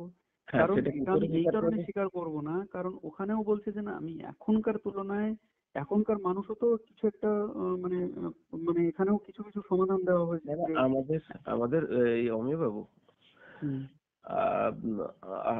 আপনাকে তাহলে আমি আপনার কি সম্পূর্ণ সমাধান পুস্তকটি পড়া হয়েছে? আমি কিছুটা পড়ে মানে ধরুন আচ্ছা, আমি হ্যাঁ। আপনি আপনি অন্য কারোর কথায় যদি সঠিক উত্তর দিতে চান, বা তারা কি বলছে সেই মতো করে যদি বুঝতে চান, তাহলে আপনাকে সম্পূর্ণ সমাধানটা পড়ে ফেলতে হবে। আগে তো কনসেপ্টটা পুরো ডিটেলস আপনার গ্রিপের মধ্যে আসুক, তা না হলে কিন্তু আপনি আহ, আহ, ওই যে পুরনো দর্শনের উপরে ভিত করেই আপনার থট প্রসেস কাজ করবে। আর সম্পূর্ণ জীবন দর্শন, আহ, সেটা যদি মানে আপনার আপনার জন্য, সবার জন্য নয়, সেটা বোধহয় সম্পূর্ণ সমাধান ব্যবস্থার আগে পড়ে ফেলা উচিত। কারণ কেন সম্পূর্ণ সমাধান এই ব্যবস্থাই একমাত্র ব্যবস্থা যা মানুষকে তার ইচ্ছে মতো বাঁচতে সাহায্য করবে। তো আমরা যে ব্যবস্থার কথা বলেছি, ওখানে না তো সামাজিক ব্যবস্থা, না তো রাষ্ট্রীয় ব্যবস্থা, না তো বৈশ্বিক ব্যবস্থা। এটা আমরা দেখছি যে বৈশ্বিক ব্যবস্থার রূপ রূপ কাঠামো দেওয়া হয়েছে, কিন্তু মূলত এই ব্যবস্থাটি একেবারে সেলফ কেন্দ্রিক, স্বতান্ত্রিক ব্যবস্থা। তা সব মানুষই তার মতোই জীবন চায়, এ নিয়ে কোনো ডাউট আছে? কারোর আছে? কারোর নেই, কারণ থাকা উচিত না। তাই যেটা বিবেকবাবু বলছেন, তিনি যেভাবে বাঁচতে চান, যদি সেই পরিবেশ পেয়ে যান, তাহলে সেটা কোনো ব্যবস্থাই হোক কি অব্যবস্থাই হোক, কি এসে যায়? না, উনি বলছেন যে বর্তমান ব্যবস্থা থেকে ওই ব্যবস্থার যখন আমরা পদার্পণ করব, হ্যাঁ, ওটাও তো একটা ব্যবস্থাই বলা হচ্ছে, এবং ওটাও হ্যাঁ, তো একটা নিয়মের আন্ডারেই চলবে, মানে ওটাও তো ওটা তো একটা ওটা পরিকাঠামোর তো ওটা আন্ডারেই তো চলবে। ওটা তো এই নিয়ম যে আমি যেমন করে বাঁচতে চাই সেই নিয়মই ওখানে বাঁচতে পারবো। হ্যাঁ, এটা তো আমি সহজ সরল একটা উদাহরণ দিয়ে দিলাম। এর উনি থেকে আর সেখানে কি আবার ব্যবস্থা? মানে হ্যাঁ এর এবার থেকে আর কি ব্যবস্থা হলে উনি হ্যাঁ বলবেন যে এবার না, আমি ওটাই সঠিক ব্যবস্থা? হ্যাঁ হ্যাঁ, এর এবার থেকে আমি তো বললাম এরকম যে কোনো ব্যবস্থা আমার দরকার নেই। হ্যাঁ, এর থেকে তো ব্যবস্থা মানে এখানে উনি আরো কিছু কিছু প্রশ্ন করলেন, তখন আমি বললাম যে দেখুন, ব্যাপারটা হচ্ছে যে এখন থেকে তো বেটার হবে তখন, মানে আমি যাই করি না কেন এখন থেকে তো খুব মানে স্বতন্ত্রতার সঙ্গে খুব মানে স্বকেন্দ্রিক একটা জীবনযাপন করতে পারবে মানুষ, তো তার নিজের আন্ডারে চলতে পারবে। হ্যাঁ, সেখানে সে যা কিছু করবে, সেখানে তো সে মানে নিজের যা কিছু চাহিদা আছে হ্যাঁ, সবকিছু তাকে তো তার উপর ফোর্স করা হচ্ছে না, বা এটা করতে হবে ওটা করতে হবে। হ্যাঁ, বর্তমানে তো অনেক কিছু ইসে করছে, সেটা তো তার সেখানে থাকবে না, হ্যাঁ, তো দায়বদ্ধতা থেকে যাচ্ছে, তখন সেটা থাকবে না, তখন সে যেটাই করবে সেটা। এবার তখন উনি আবার এখানে আবার আরেক রকম মানে প্রশ্ন করা শুরু করে দিলেন। তো মানে ওনার প্রশ্নের অ্যাকচুয়ালি মানে আমি বুঝতে পারছি না যে ওনাকে বোঝাটা, এবং এর উপরে উনি না, না, মানে আপনি স্যারও আপনি এর উপরে উনি বলেছেন যে হ্যাঁ, বিবেক জি এখন বুঝতে পারছেন না, কিন্তু কিছু আজ না হলেও কাল বুঝতে পারবেন, হুম, এটাও সতীশ স্যার বলছেন। কিন্তু আমি দেখলাম একজন ব্যক্তি যে কিনা এটার উপরে মানে যদি কেউ বিরোধ করলে তো খুব একটা স্ট্রং মানে পয়েন্ট রাখা উচিত। তো বিরোধীদের মধ্যে সব থেকে স্ট্রং পয়েন্ট রাখেন হচ্ছে বিবেক স্যার, সব থেকে স্ট্রং পয়েন্ট যেটা কাটা না, আপনার মানে আপনার আপনার এই মুহূর্তে মনে হচ্ছে এটা স্ট্রং পয়েন্ট। বিবেক বাবুকে ওপেন মঞ্চে কি আমন্ত্রণ করেছেন? অনেকবার কথা হয়েছে, উনি তো আসতেই চান না। আমি হ্যাঁ, বললাম যে তাহলে আপনি একটা কাজ করুন, যে প্রশ্নগুলো মানে আপনি এখানে করছেন সেই প্রশ্নের একটা লিস্ট তৈরি করুন। দরকার হয় হ্যাঁ, সেই প্রশ্নের এগেনিস্টে যে যে উত্তর করছে সেই উত্তরটাও আপনি সেই মানে কোনোভাবে ইয়ে করুন, যেমন আমি করছি। মানে আমি মানে যখনই প্রশ্ন করে সেই প্রশ্নের মানে আমি যখনই গ্রুপে সেই উত্তরটা দিই, আমি সেটাকে দুটোকেই আমি অ্যাড করে আমি একটা ইসে রেখেছি, এবং সেটাকে পরে হয়তো আমি একটা পিডিএফ আকারে মানে একটা মানে তৈরি করে নেবো। হ্যাঁ। কিন্তু সেটা আমি দেখেছি ওটা, যে আমি কি উত্তর দিচ্ছি, তারা কি উত্তর দিচ্ছে, মানে সে কি প্রশ্ন করছে। তো এটা একটা লম্বা আ- লিস্ট। আ- আ- আমি একটা আপনাকে কি বলবো এটা, এটা রিকোয়েস্ট বলতে পারি একরকম, যে আপনি কোনো প্রশ্নের উত্তর দেওয়ার আগে আপনি নিজেই আগে কনফার্ম হন। কারণ যতক্ষণ পর্যন্ত আমরা যেটা করেছি, মানে আমি ব্যক্তিগতভাবে বলতে পারি, মাধববাবু তো এটা ট্রান্সলেট করেছেন, মানে বহুবার করেছেন। আমি প্রায় 7 থেকে 8 বার, আমি তো হিন্দি পুস্তকটা মানে হিন্দি পড়তে পারি কিন্তু অতটা সড়গড় নয়। তো আমি অডিও বুক যেটা আছে সেটা প্রায় 5 থেকে 6 বার শুনেছি। আমরা ততক্ষণ পর্যন্ত কারোর কোনো উত্তরে যাইনি, আমরা শুধু ফলো আপ করেছি। প্রেমজিৎজির অপেক্ষায় থাকতাম, উনি এই প্রশ্নের তখন উনি আমাদের গ্রুপে প্রচুর অ্যাক্টিভ থাকতেন প্রেমজিৎজি। এখন তো সময় পায় না, কারণ এখন সর্দারজি বা রানা জি বা অন্যান্যরা অনেক রকম ওখানে কমেন্ট অ্যান্সার দিয়ে দেয়, যেটা প্রেমজিৎজির তখন মতো নয়। আসলে কি তখন তখন একটা অডিও কনফারেন্স হতো, তখন কিন্তু এরকম লাইভ হতো হ্যাঁ, না। হ্যাঁ। এটা বোধহয় উনিবাবু তো জানেন না। আমরা এখন লাইভে কেন আসি না, কেন কথা বলি না, কারণ আমাদের প্রশ্ন উত্তরগুলো আমরা অলরেডি সেরে নিয়েছি আগেই, যখন আমরা অডিও কনফারেন্সে ছিলাম। তো আপনার আপনি উত্তর দেওয়ার আগে আপনি নিজে কনফার্ম হন বিষয়টা কে কি বলছে। ওটার উপরে তো আপনার কোনো নিয়ন্ত্রণ নেই। আমি কি বলবো আপনি তো ঠিক করতে পারবেন না, আমার মতো করেই বলবো না। কিন্তু আমি আমার জায়গা থেকে কনফার্ম, তো যা যা হয়তো বুঝিয়ে আপনাকে ক্লিয়ার করতে পারছি না, ঠিক কথা। না না, সেটা আমি দেখুন, ব্যাপারটা সেরকম না। ব্যাপারটা আপনি বলতে চাইছেন যে আমি আমার জায়গা থেকে কনফার্ম আছি কিনা, তবেই আমি উত্তরটা ভালো দিতে পারবো, এটাই তো আপনি বলছেন। হ্যাঁ, কিন্তু কিন্তু দেখুন, আমি যে উত্তরটা দেব, মানে ধরুন আমি যেখান থেকে কনফার্ম আছি কিনা এই উত্তরটাই ঠিক, আমি যেখান থেকে উত্তরটা দেব হুম, সেখান থেকেও প্রশ্ন আসছে যে এটা কেন হবে। এবার আপনি বলুন আমি কি উত্তর দেব। হ্যাঁ, সেই প্রশ্নটা এবার আমি তাহলে আমি একটা উত্তর দিলাম, ধরুন আমি বললাম চাঁদে চন্দ্রযান-3 গেছে। হুম, এবার ওটা সঠিক যে চন্দ্রযান-3 গেছে। এবার হুম। বলবেন না চন্দ্রযান-3 যায়নি। এবার বলুন আপনি কি উত্তর দেবেন। না, তার সঙ্গে তো তাহলে এ ব্যাপারে আর কথা না বলাই ভালো, কারণ সে তো তার ফ্যাক্ট। মানে এখানে বলবে যে না না, এটাও তো একটা কল্পনা, আপনি তো ভাবছেন, আপনি তাহলে নিজে দেখেছেন কি চন্দ্রযান-3 উপরে যেতে। আমি বলবো যে না, আমি চন্দ্রযান-3 দেখিনি, এটা তো ডেটা, এটা ডেটা বলছে। বলে না ডেটা বলছে, আপনি ওরম করে বললে হবে, আপনি নিজে গিয়ে ওখানে গিয়ে দেখতে হবে, প্রত্যক্ষ প্রমাণ হিসেবে দেখতে হবে। আমি বললাম আমি এখন চন্দ্রযান-3 তে বসে যাবো নাকি উপরের দিকে, না, ওটা তো না, কিন্তু বিজ্ঞানীরা বলছে। এইরকম করে যারা জানতে চায়, বুঝতে চায়, তারা ব্যবস্থা আসার পরেই বুঝবেন, কারণ তার আগে তারা বুঝবে না, আর তাদের সঙ্গে এত হ্যাঁ, এবার সময় দেওয়ার কোনো এখানেই উনি প্রয়োজন আবার নেই। এই জায়গা থেকে আবার ওনারা প্রশ্ন করছেন যে হ্যাঁ, এখন তো বোঝা মুশকিল হয়ে যাবে, আগে ব্যবস্থা আসবে। আমি বললাম ঠিক আছে, আগে ব্যবস্থা আসবে, তো এই প্রশ্ন যখন করছেন যে আগে ব্যবস্থা আসবে, তাহলে সাপোর্ট তো করতে হবে, ব্যবস্থা এমনি এমনি চলে আসবে। আপনি সাপোর্ট করবেন, আমি সাপোর্ট করবো, সবাই সাপোর্ট করবো, তো জনতার সামনে আপনি রাখবেন। না হলে এখানেই বিরোধ করলে তাহলে আর জনতার সামনে কি রাখবেন। প্রশ্ন আগে থেকে ক্লিয়ার করছেন, যেটা কিনা এখন না, প্রারূপ তৈরি হয়েছে। আমরা আমরা আমরা দু ধরনের এখানে মানুষকে দেখব, যারা আহ আধ্যাত্মিকতার বা মানুষের স্বভাব সম্পর্কে অত মাথা ব্যথা নেই, তাদের তাদের ব্যবস্থা চাই। হুম তারা যাতে যে সমস্যার মধ্যে প্রতিদিন আছে, সাধারণ সমস্যা, যে আমাদের অভাব অনটন, হিংসা মারামারি কলহ, সম্পর্কের সমস্যা বলুন, ভোগ বিলাসের বলুন, জ্ঞান আরোহণের বলুন, এই যে 4টি আমাদের মাধ্যম সুখী হওয়ার ব্যবস্থা, আমরা যে কথা বলছি, দেখতে পাবে উপরে উপরে, হুম। যে হ্যাঁ এই মতো করে আমাদের এই ব্যবস্থায় মিটে যাবে। কি করে হলো? আচ্ছা, তো একটু তুলসী নিয়ে নাও একদম।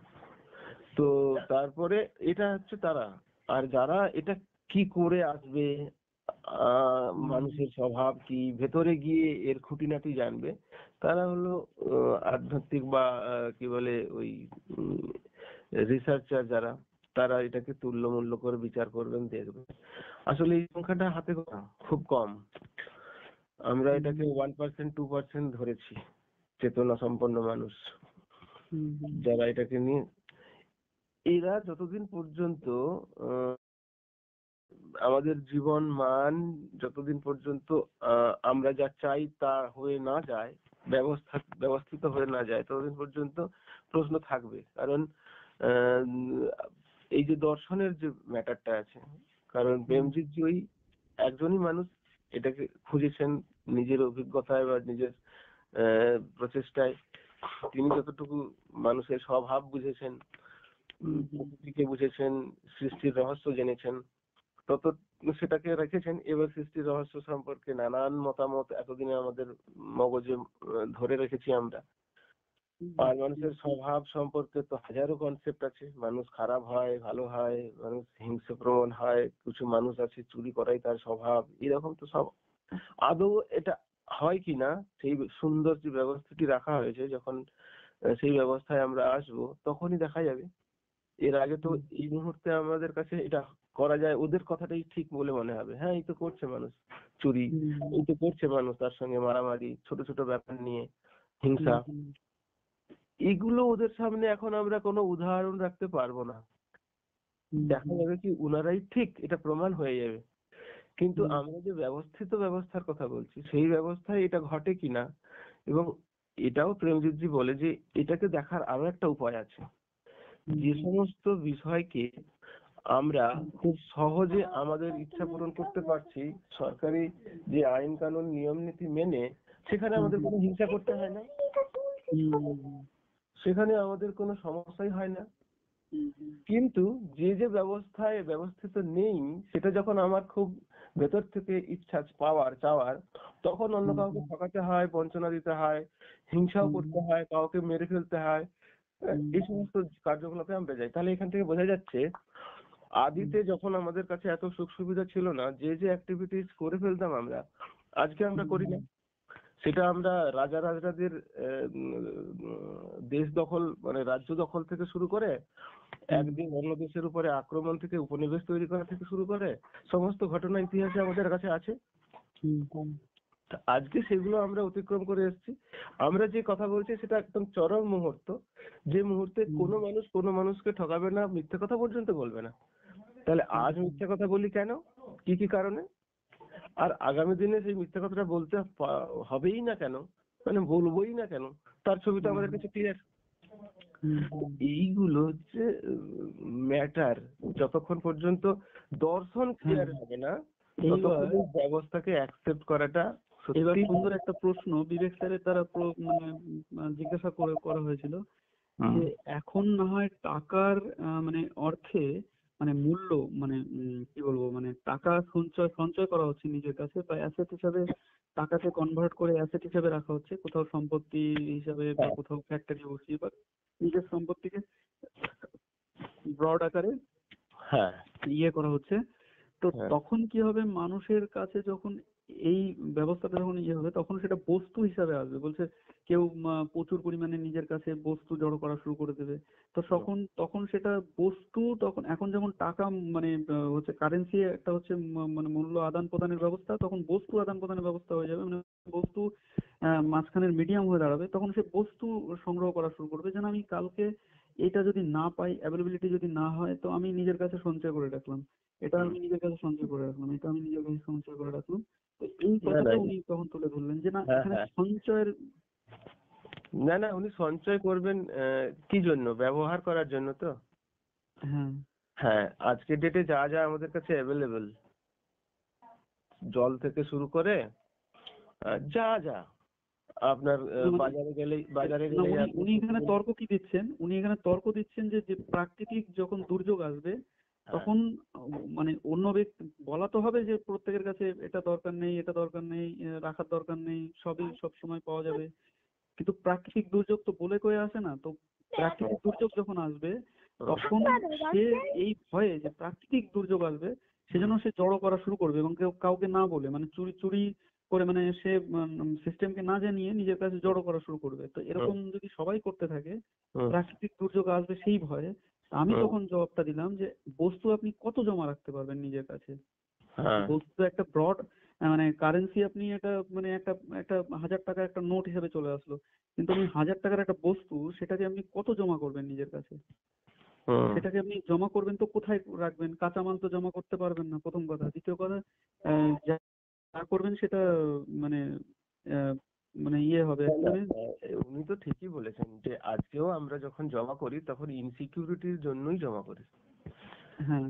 আর তো কোনো কারণ নেই।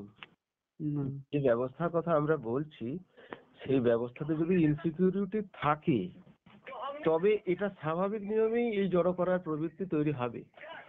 এখন বিষয় হলো যে ইনসিকিউরিটি হবে কি হবে না সেটার বিষয়ে আমরা আলোকপাত করতে পারি, যে কি কি ব্যবস্থা এমন করা আমরা করতে পেরেছি, ওখানে সাজানো হয়েছে যেখানে ইনসিকিউরিটি বলে কিছু থাকবেই না। কারণ প্রকৃতির যাবতীয় সম্পদ সবই কি সেন্ট্রালাইজ অবস্থায় একটি ডেটাবেসে ব্যবস্থার কাছেই থাকবে, আর যত রকমের ভোগ বিলাস বা জ্ঞান আরোহণের যা সেবা এবং প্রোডাক্ট যা আছে আমাদের কাছে সেগুলো আমাদের কাছে একটা ডেটা থাকবে কি এত এত। এবারে আপনি প্রাকৃতিক দুর্যোগ সারা পৃথিবী জুড়ে যদি হয়ে যায় তাহলে তো মানুষই থাকবে না। আমাদের এখন প্রাকৃতিক দুর্যোগ কি হয়, কোন একটা দেশের কোন একটা অঞ্চলের বিশেষ বিশেষ জায়গাতে হয়, আর বাকি জায়গাতে নর্মাল থাকে। হয়তো আজকে বাংলায় হলো, কালকে উড়িষ্যায় হলো, কালকে আমেরিকায় হলো, কালকে জাপানে হলো, এরকম করেই হয়। আর যেখানে সবসময় হয় সেখানে মানুষকে থাকারই ব্যাপার নেই, সেখান থেকে এখনো আমাদের সারা পৃথিবী জুড়ে প্রায় 70% জমি খালি আছে, সেখানে মানুষ অনায়াসে তার বসবাসের জন্য সুন্দর ব্যবস্থা করতে পারে। এখন শুধু টাকা পয়সা বাজেটের অভাবের জন্য সেই ব্যবস্থা আমরা করতে পারছি না। তখন যখন এটা থাকবে না, শুধু পরিকল্পনা আর আমাদের কাছে রিসোর্স আছে প্রকৃতির, আর ম্যান পাওয়ারও আছে, সেটা কাজে লাগিয়ে খুব অল্প দিনের মধ্যে আমাদের সর্বোত্তম সেবা বা পরিষেবা যুক্ত শহর বা নগর আমরা তৈরি করে নিতে পারবো, সেটা নিয়ে কোনো সমস্যাই হবে না। এবারে ইনসিকিউরিটির যে কথাটি আসছে, সেটা কোনো একটা জায়গায় যদি কোনো প্রাকৃতিক দুর্যোগ ঘটে তাহলে সারা পৃথিবী জুড়ে তার যোগান দেওয়ার জন্য ব্যবস্থা তৈরি আছে। আজকে একটা রাজ্য বা একটা দেশ একটা লিমিটেড রিসোর্সের উপরে দাঁড়িয়ে আছে, তখন সারা পৃথিবীর রিসোর্সে একটা মানুষকে সাপোর্ট করার জন্য তৈরি থাকবে, একটা পরিবার, একটা অঞ্চল, একটা নগরকে সাপোর্ট করার জন্য তৈরি থাকবে, সেই ব্যবস্থাই ওখানে করা আছে। তাহলে সেখানে ইনসিকিউরিটির কোনো গল্পই থাকে না। কারণ কোনো একটা দুর্যোগে কোনো কিছু যদি ক্ষতি হয়ে যায় তাহলে তার পেছনে যে সাপোর্ট আছে ওয়ার্ল্ড ওয়ার্ল্ড সেখানে তার সাপোর্ট, তার সেই ক্ষতি পূরণের জন্য তৈরি, তাই না? ওয়ার্ল্ড ব্যবস্থা, এবারে যতদিন পর্যন্ত ওয়ার্ল্ড ব্যবস্থা না আসবে ততদিন পর্যন্ত আজকে যেমন কোনো একটা রাজ্য বা কোনো একটা জায়গায় কোনো কিছু ক্ষতি হয়ে গেলে অন্য জায়গা থেকে ত্রাণ আসে, দান আসে, এগুলো তো সেই সময়ও থাকবে, কারণ সেখানকার লোকের কর্মসংস্থান বা কারখানা বা জীবন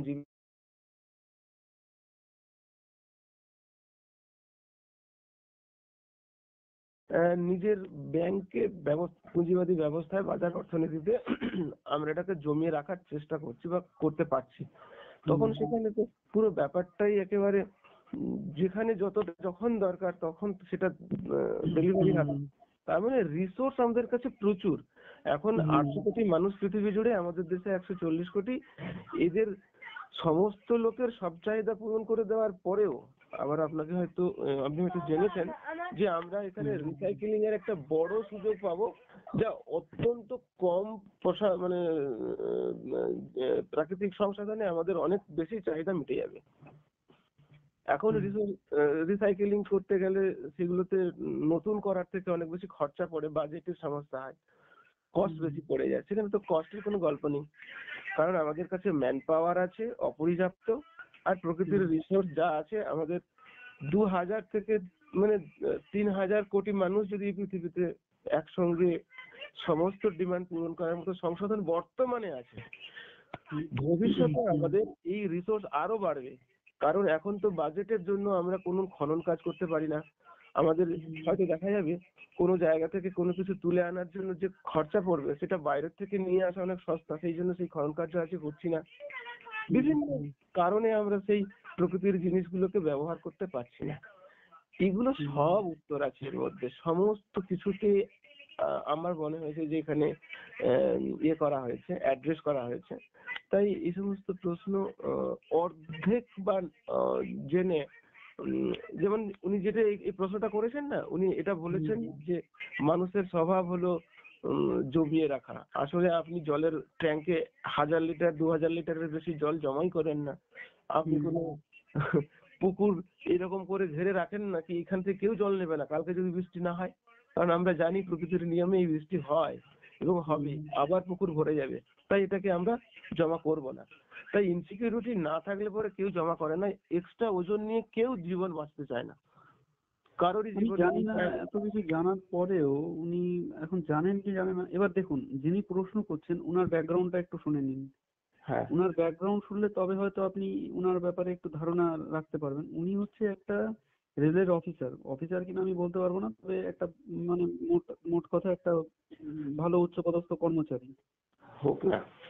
এইবার সেই জায়গায় দাঁড়িয়ে উনি হয়তো ওখানে যে অনুভবটা এখন করছেন সেই অনুভবটা উনি তখনকার ব্যবস্থাতে নিজের সেই জায়গাটাকে দেখে সেই জায়গাটাকে তুলনা করে উনি তখনকার ব্যবস্থা সম্পর্কে ভাবছেন যে না আমি এখন যে অনুভবটা করছি সেই অনুভবটা আমি তখন পাবো কিনা।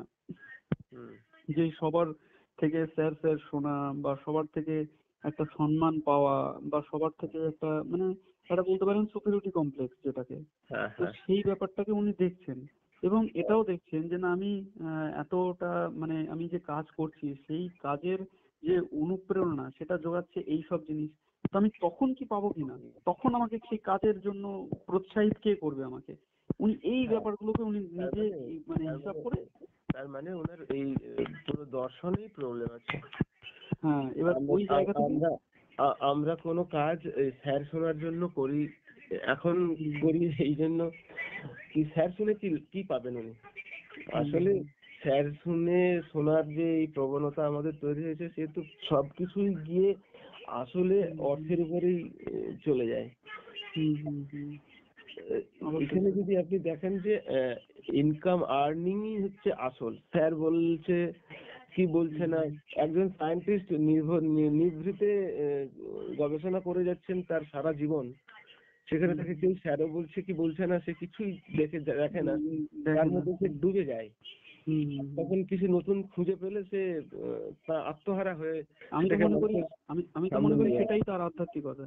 হ্যাঁ অবশ্যই সব মানুষই আধ্যাত্মিক হতে পারে, শুধু মন্ত্র জপ প্রার্থনা পূজা পাঠ এই আচার অনুষ্ঠান করলেই আধ্যাত্মিক এমন নয়। আমি বিরাট আধ্যাত্মিক। এইবার শুনুন, আমার দ্বিতীয় এখানে আর একটা মানে যে বিষয়টা সেটা হচ্ছে যে আমরা তো জানি যে এই জায়গাটা থেকেও আধ্যাত্মিক হওয়া যায়, আর এবং আধ্যাত্মিকতার লক্ষ্য এটাই যে নিজের সঙ্গে পরিচয় করে দেওয়া।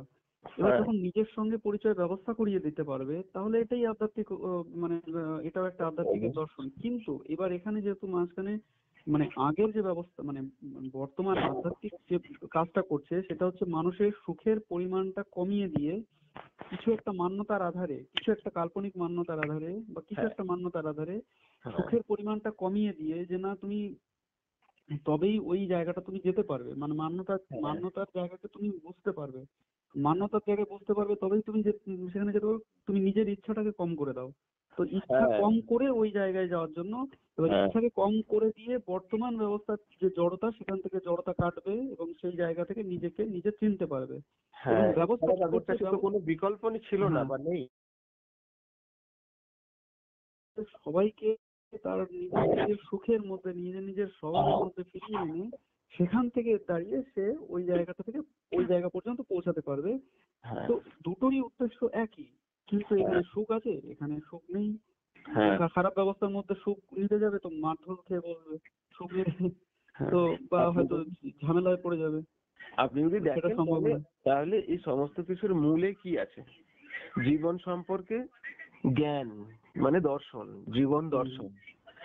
সে একেবারে আদি থেকে আজ পর্যন্ত যত ধর্মগ্রন্থে জীবন সম্পর্কে বলা হয়েছে এবং তাদের যে মূল খুঁজে বের করেছেন আমাদের সামনে রেখেছেন তার থেকে উল্টো। এরা বলছেন জীবনে জীবন মানেই হচ্ছে তুমি এখানে, কেউ বলছে এখানে পরীক্ষা দিতে এসছো, কেউ বলছে এখানে পাপস্থান, জীবন মৃত্যুর বাইরে গিয়ে মোক্ষ লাভ করাই লক্ষ্য। এই যে জীবনের উদ্দেশ্যটা সুখী হওয়া, এটাকে কেউ আজ পর্যন্ত ডিফাইন করতে পারলো না। কিন্তু আমরা প্রতিনিয়ত সেই কাজই করছি, যা যা আমার ইচ্ছা হয় সে যদি পেয়ে যাই তাহলে খুব ভালোই লাগে। কিন্তু ওরা দেখেছেন যে আমার তো ইচ্ছা অনন্ত, এই একটা বড় মিথ। মানুষের সব ইচ্ছা পূরণ করা সম্ভব নয়, এই একটা বড় মিথ। জীবন মানেই যন্ত্রণা, এই একটা বড় মিথ। সুখ থাকবে, দুঃখ থাকবে, সুখ দুঃখ একই টাকার এপিড ওপিড, এই একটা বড় মিথ। ভালো মানুষ হয়, খারাপ মানুষ হয়, মানুষের স্বভাব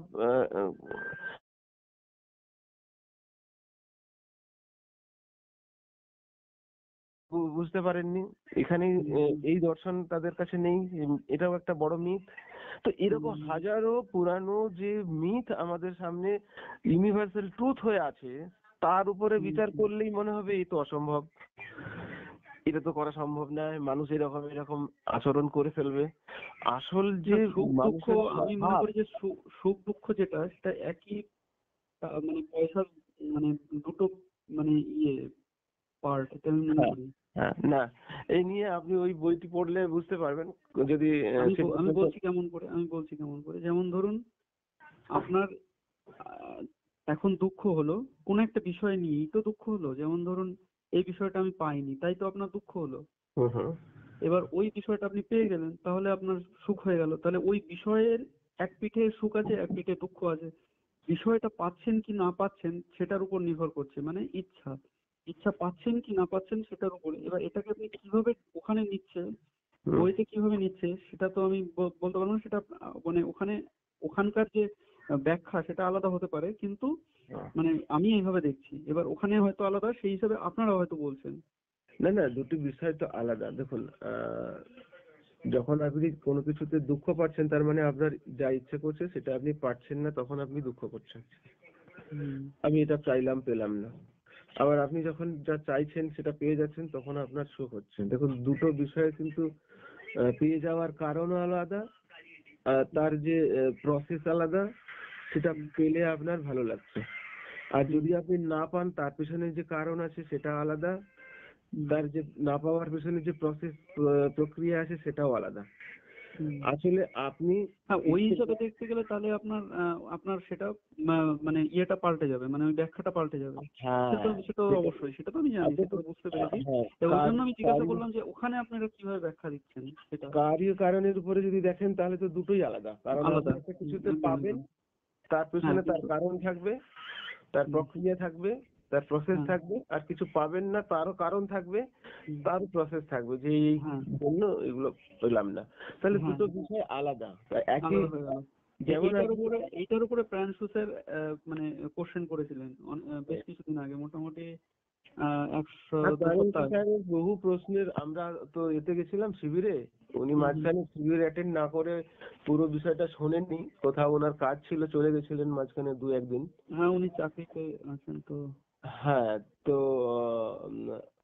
বিষয়টাকে যদি কারোর কোশ্চেন খুব জোরদার হয়, যেমন আপনাকে আমি বলি, আমাদের ওখানে ইয়াগনিক, উৎপল ইয়াগনিক জি ছিলেন, আরো অনেকে ছিলেন। ওরা একটু বাইরে গিয়ে একটু এন্টারটেনমেন্টের জন্য বেরিয়ে গেছিলেন, তখন শিবির চলছে, আমায় ডেকেছিল। আমি বললাম না, ফার্স্ট প্রায়োরিটি আমার এটা, আমি এই জন্য এতটা পথ অতিক্রম করে এসেছি, এটা অ্যাটেন্ড করার পরে যদি সময় হয় তাহলে আপনাদের সঙ্গে থাকবো, না হলে না। কিন্তু প্রাণাংশজি তার প্রয়োজন হয়তো বেশি ভাইটাল গুরুত্বপূর্ণ ছিল, তিনি ওখান থেকে বেরিয়ে 1-2 দিন বোধহয় ছিলেন, পরের দিন বা তার শেষের 2 দিন, মাঝখানে 2-1 দিন চলে গেছিলেন।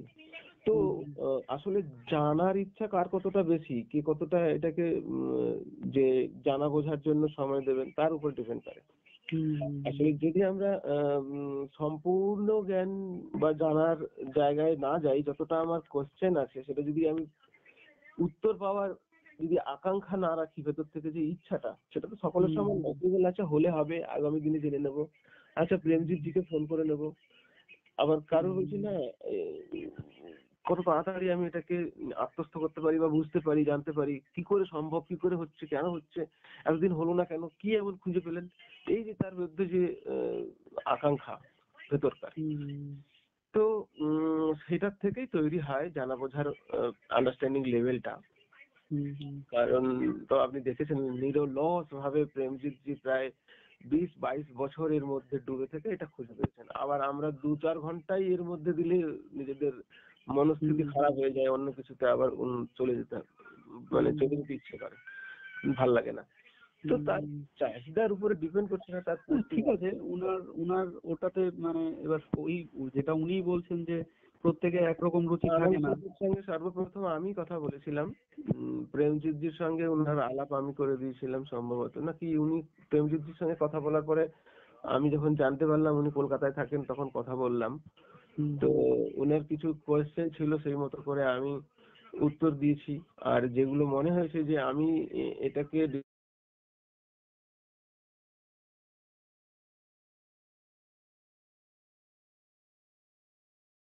হ্যালো, হ্যালো, অমির বাবু আছেন? হ্যালো, হ্যালো, হারিয়ে ফেলেন, কিছুদিন ডিসকন্টিনিউ হয়ে যান। তো এই মতো করে ওনার আন্ডারস্ট্যান্ডিং লেভেলটা আর গ্রোথ করেনি। এরকম বহু জনে এসছে আমাদের সামনে, একটা লেভেল পর্যন্ত জেনেছেন, বুঝেছেন, শুনেছেন, তারপরে আমার মনে হয়েছে তার তার মাথার উপর দিয়ে যাচ্ছে, আর এর মধ্যে টিকে থাকতে পারেননি। তিনি আশা করেছেন যে এরকম একটা ব্যবস্থা আসুক বলে হাল ছেড়ে দিয়েছেন। তো এটা হয়। আবার অনেকে আছেন যেমন অমৃতজি প্রেমজিৎজির সঙ্গে একদম শুরু থেকে আছেন, প্রায় আজকে 7 বছর উনি যখন গবেষণা করছেন তখন থেকেই আছেন। প্রথম ট্রান্সলেট অমৃতজির সঙ্গে কথা হয়েছে আপনার কখনো? অমৃতজির সঙ্গে কথা হয়েছে কখনো আপনার? না না, অমরেশ জি আমি আপনার ব্যাপারে অমৃতজির সঙ্গে একটু আলোচনা করেছিলাম, বলেছিলাম যে এরকম আমাদের বাংলায় একটা ছেলে এরকম এই ব্যাপারটা জেনেছেন, বুঝেছেন। অম্বরীশজির সঙ্গে শিরোহিজির প্রথম সাক্ষাৎ হয় 2005 সালে। হ্যাঁ, কত আগে ভাবুন। তখন সম্ভবত এতেই তখন কারোর সাথে হবিটা। পরিচয় হয়, ওভাবে ডিপলি আলোচনা হয়নি। তার কয়েক বছর পরে ডিপলি শিরোহিজির সঙ্গে আবার সাক্ষাৎ হয়, তখন কন্টিনিউ। হ্যাঁ, তখন থেকে উনি উনি নিজে ইঞ্জিনিয়ার, উনি আমেরিকাতেও চাকরি করেছেন, এসবও ছেড়ে আবার চলে এসেছিলেন, ঋষিকেশে চলে গেছিলেন এই বিষয়টাই জানার জন্য, আধ্যাত্মিক জগতের যে সমস্যার সমাধানগুলো, এর জন্যই উনি ঋষিকেশ চলে গেছিলেন। তো সেখানে সাক্ষাৎ হয়, তো ভালো হয়েছে, দুজনই মূল বিষয়টাকে ধরতে পেরেছেন, বুঝতে পেরেছেন। শিরোহিজির যে খোঁজ, যে যে সুখের যে সিদ্ধান্ত উনি দিয়েছেন, এবং মানুষ যে সত্যিই দোষী নয়, দোষ যে সমাজ ব্যবস্থাটাই আমরা ঠিক মতো করতে পারিনি আমাদের স্বভাব অনুযায়ী, আমরা যেরকম চাই সেই অনুযায়ী, সেই যে ধরতে পেরেছেন, এটা কিন্তু অনেক বড় একটা সিদ্ধান্ত উনি দিয়েছেন সমাজকে। এবং এটা দেখবেন এই ভবিষ্যতে এটা অনন্য জায়গায় পৌঁছাবে, অনন্য মাত্রায় পৌঁছাবে। আমরা যে আলোচনাগুলো করছি এইগুলো নিয়ে দেখবেন বহু লেখক অনেক আর্টিকেল লিখবে, অনেক বই এই বিষয় নিয়ে বেরোবে। যেটা আমি অম্বরীশ যে এগুলো নিয়ে আলোচনা করি, সেই আলোচনার বহু রেকর্ডও আছে হিন্দিতে, সেগুলো হয়তো আমি পাবলিশ করি না, কিন্তু আমরা ভেতরে বহু আলোচনা, বহু বিষয় নিয়েই ঘাটাঘাটি করি, ডিসকাশন করি। এবং ইভেন কমিউনিজম নিয়ে, যে কমিউনিস্ট পার্টি তাদের যে দর্শন, যেটা মার্কস দিয়েছেন, মার্কসের আগেও যারা ছিলেন তাদের থেকে মার্কস কি নিয়েছেন, কি বাদ দিয়েছেন, সেই দর্শনটা কোত্থেকে এসেছে, অন্যান্য দার্শনিকদের যে মতামত, সেখানে কোথায় দ্বন্দ্ব আছে, কোন দার্শনিকের মতামতটা পরে ভুল প্রমাণিত হয়েছে, কোন বৈজ্ঞানিকের সিদ্ধান্তটা পরে ভুল প্রমাণিত হয়েছে, এসব বিষয়গুলো নিয়ে আমরা ডিসকাস করি, কিন্তু সেগুলো আমরা হয়তো জনসমক্ষে করি না। আমরা নিজেদেরকে বোঝার জন্য, জানার জন্য, আমি তো মোটামুটি এই বই পাবলিশ করার পরে এই পুরো একটা বছর এই বিষয়গুলো নিয়ে নাড়াচাড়া করেছি, যে গভীরভাবে বোঝার চেষ্টা করে, জানার চেষ্টা করেছি। যেমন কমিউনিস্ট পার্টির দর্শন নিয়ে আমার পড়াশোনা ছিল, কিন্তু অতটা প্র্যাকটিক্যাল স্পষ্টতা ছিল না, এটা নিয়ে অনেকের সঙ্গে আলোচনা করেছি, পড়াশোনা করার চেষ্টা করেছি, বোঝার চেষ্টা করেছি। হুম, হুম, তো এই সময়গুলো আমরা দিচ্ছি এই জন্যই যে এই বিষয়টাকে আরো স্পষ্ট করে বোঝা, মানুষকে বোঝা, মানুষ কি চাইছে, তার মতো করে রয়েছে কিনা সত্যি যাচাই করে নেওয়া। এগুলো তুলনামূলক অধ্যয়ন না করলে হয় না। যারা হুম, এই হুম, প্রশ্নগুলো করছেন তারা সত্যিই কি অন্যান্য দর্শন নিয়ে, মানুষের জীবন নিয়ে, যেরকম মনোবিদ্যার যে বিষয়গুলো আছে, এসব বিষয় কি তুলনামূলক অধ্যয়ন কি তারা করেন? তারা কি এটার মধ্যে থাকেন? পুরোপুরি সময় দেন? নাকি ভাসা, হুম, ভাসা, আবছা, আবছা? এই জিনিসটা বুঝতে হবে, যেটা সুকান্ত বাবু কিছুটা বলছিলেন। যে হুম, তাতে বোঝা যাবে যে আমরা যারা ডিপলি এটা নিয়ে আলোচনা করছি, সারাক্ষণ এটা নিয়েই রয়েছি, এটা নিয়ে, এটা আমাদের পছন্দের বিষয় বলে হয়তো তাই যে আমরা অন্যদিকে কম্প্রোমাইজ করেও আমরা এটার মধ্যে মনোনিবেশ করছি। হ্যাঁ, প্রত্যেকটা একটা জিনিস নিয়ে গভীরভাবে ঢুকতে পারছি না। এই যে গভীরভাবে যখন ঢুকতে পারছি না, বুঝতে পারছি না, তখন ওখানে ডাউট মানে থেকেই যাচ্ছে। সেটা আবার পরে গিয়ে সেই ডাউটটা যখন পুরোপুরি বুঝিনি কোনো বিষয়টাকে, যখন অন্য একটা বিষয়ে আমরা জাম্প করব, তখন কি হবে না, ওই আগের বিষয়টা থেকেই প্রশ্ন ক্রিয়েট হবে এবং এখানে এই একদম নতুন বিষয়ের উপর প্রভাব ক্রিয়েট করবে। তো তখন এক্স্যাক্টলি। তাই এখানে আমরা বলেই রেখেছি যে একটা সাবজেক্টকে আপনি যতক্ষণ পর্যন্ত ক্লিয়ারেন্ট না পাবেন নেক্সট সাবজেক্টে যাবেন না।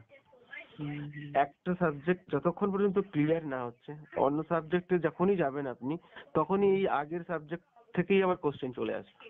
হুম, হুম, তাই টপিক সবসময় একটা সিদ্ধান্তে পৌঁছতে হবে। হতে পারে কি আপনি সেখানে পৌঁছতে পারলেন না, তাহলে আবার চর্চা করুন, আবার অন্যভাবে প্রশ্ন করুন, আর উত্তরও আবার অন্যভাবে আপনি পেতে থাকবেন। কারণ একই বক্তব্যে যতবার আপনি আলোচনা করবেন দেখবেন ঘুরিয়ে ফিরিয়ে অন্য অন্য অ্যাঙ্গেল দিয়ে আপনি হয়তো এক্সাম্পল সহ সেখানে কিছু পাচ্ছেন। হুম, হুম। হ্যাঁ, অনেকে বলে যে ভগবান আছে বা ঈশ্বর আছে, বা অলৌকিক কিছু আছে, বা যেটাকে আমরা হয়তো বুঝতে পারছি না, জানতে পারছি না। আমি বলছি হ্যাঁ আছে, ধরে নিলাম আমরা আছে, কিন্তু সেটা আমাদেরই ব্যবস্থাতে তার কি রোল, সে কি রোল মানে ইয়ে করছে, সে তো কোনো রোল প্লে করছে না। না, সে তো যদি রোল প্লে করতো তাহলে সে হয়তো কারোর দুঃখ মানে বেদনা সে নিশ্চয়ই বুঝে সেটাকে সমাধান করতো। সমাধান করার জন্য এখানে আমরা স্বয়ং উপস্থিত, আমরাই আমাদের সমাধান করছি। বাইরে হতেই পারে যে সবকিছুই পূর্ব নির্ধারিত, হতেই পারে সবকিছু এগুলো, কিন্তু সেই ঈশ্বর কি আমাদের কি কোনো কিছু করছে, সেটা তো কোনোভাবে বোঝে না। করলে তো আমরাই করব, নিজেদের সুবিধার্থে নিজেরাই করব। তো এখানে কেউ বুঝতে পারছে না। তো এই জন্য আমাদের মনে হয় যে ঈশ্বরকে পুরোপুরি ভাবে বাদ দিয়ে যখন আপনি, কারণ ভারতবর্ষের মানুষ প্রচুর পরিমাণে আস্থা মানে রাখে, এখানে ঈশ্বরকে বাদ দিয়ে কোনো জিনিস আপনি রাখতে গেলে না প্রচুর কনফ্লিক্ট আসবে। এইটা নিয়ে গ্রুপে প্রচুর ডিসকাশন হয়েছে। হ্যাঁ, তো এই ঈশ্বর এটা প্রসঙ্গে আমাদের যে দর্শন সেই দর্শনে ভীষণ ক্লিয়ার ভাবে বলা হয়েছে। সেটা কি আপনি জেনেছেন? কি কি বলা হয়েছে? ঈশ্বর কি, ঈশ্বর কে, ঈশ্বর কি আছেন না নেই এ ব্যাপারে? ওটা তো পুরোপুরি দেখা হয়নি। আচ্ছা, দেখুন এখনো পর্যন্ত পৃথিবী জুড়ে দুটি বাদ মোটামুটি একেবারে স্ট্রং আছে। একটা হচ্ছে ভাববাদ, একটা বস্তুবাদ। হুম, হুম, এই দুটি বাদের মধ্যেই দ্বন্দ্ব লেগে আছে। আমরা প্রেমজিৎজি একটি তৃতীয় পন্থা দিয়েছেন যেখানে এই দুই পক্ষেরই মিলন ঘটে গেছে। সেটা অল্প কথায় বলবো এখন। যদি আপনি আমাদের ঈশ্বর সম্পর্কে ভিডিও আছে সেগুলো যদি দেখতে পারেন তাহলে ক্লিয়ার হয়ে যাবেন। হুম, আসলে আপনি যেটা বলছেন যে ঈশ্বর কি আছেন, হুম, যদি হুম। সেই এর মতো, বুদ্ধের মতো একজনকে বললেন না নেই, একজনকে বললেন হ্যাঁ আছে। প্রথম তো যে ঈশ্বর বলতে তিনি কি মনে করেন, এটা প্রথম একটা হ্যাঁ, বিষয়। হ্যাঁ।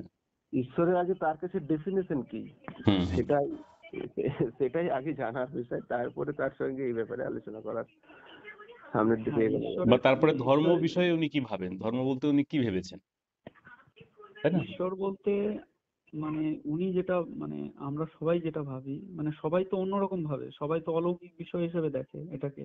হুম অলৌকিক বলতে মানে ঈশ্বরই সবকিছু করে দেবে, ঈশ্বরই মানে পুনর্জন্ম আছে।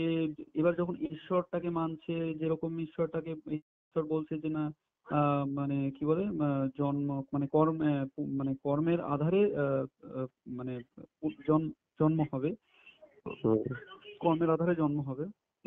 তো তো এখানে দেখেছেন তো কত কত যারা ওই হ্যাঁ আসছিল, তারা এই কর্ম সিদ্ধান্ত বা হ্যাঁ কর্ম কর্মফলের সিদ্ধান্ত সিদ্ধান্ত ঠিক ঠিক এই এই এইটা যে কি দিল এই না? ধরনের যারা মানে এই ধরনের যারা মানে সিদ্ধান্ত নিয়ে চলছে বা এই ধরনের ঈশ্বরকে যারা মানছে, সেখানে আমার ডাউট না, সেখানে আমার পুরোপুরি মানে একদম ক্রস, মানে আমার থেকে ওটা অসহমত, আমি একদম অসহমত। ওই ধরনের ঈশ্বরকে তো আমি বিশ্বাস করি না।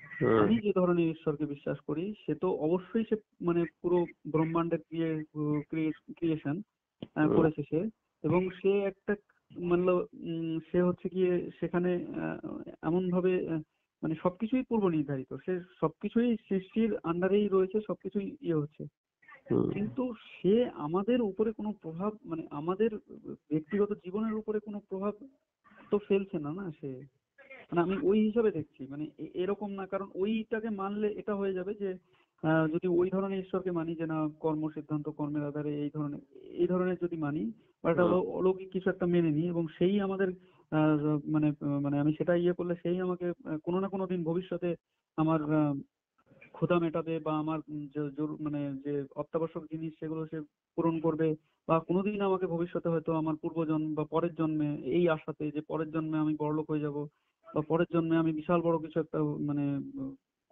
মানে এই ধরনের কিছু একটা হব। তো এই হুম ধরনের আশায় তাকে বাঁচিয়ে রাখার একটা প্রবণতার মানে জন্ম দিচ্ছে।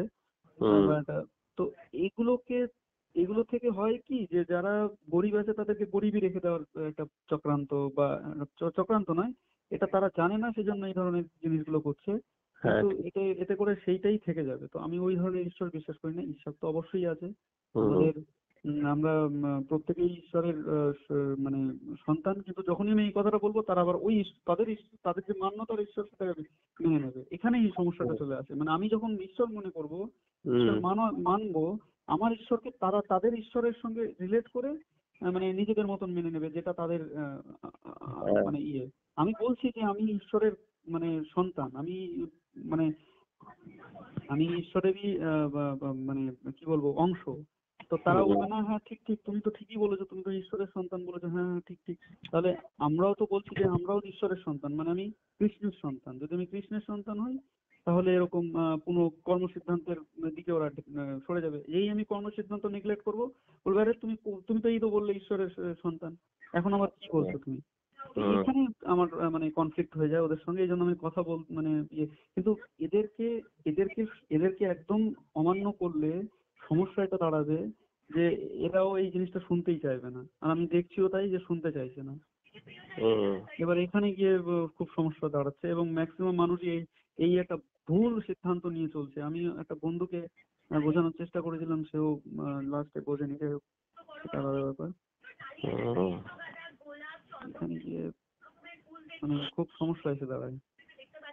স্যার আমি তো এটা নিয়ে মানে প্রজ্ঞা ম্যাডাম যে উনি আছেন যে গ্রুপে, উনিও এটা নিয়ে বলছিলেন যে আমাদের ধর্মকে একদম, কারণ ম্যাক্সিমাম মানুষ আস্থায় মানে আস্থা বিশ্বাসী, এবং সেখানে তো ওদেরকে সরিয়ে দিয়ে অনেক মানুষ সরে যাবে তাহলে।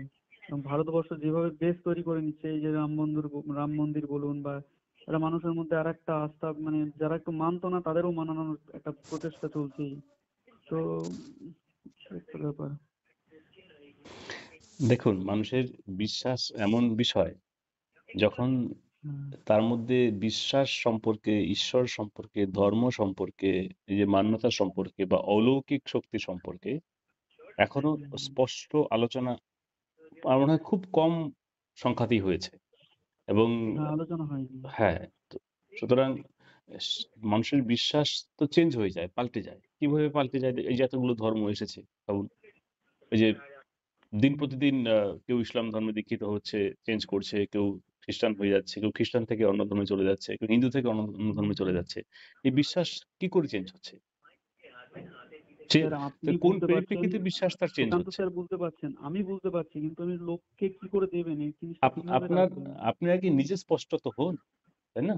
আপনি অন্যের কথা ভাবছেন কেন? সে তার কথা ভাববে। অন্য তো সে তার নিজের বিশ্বাস, সে হয়তো বিশ্বাস করে।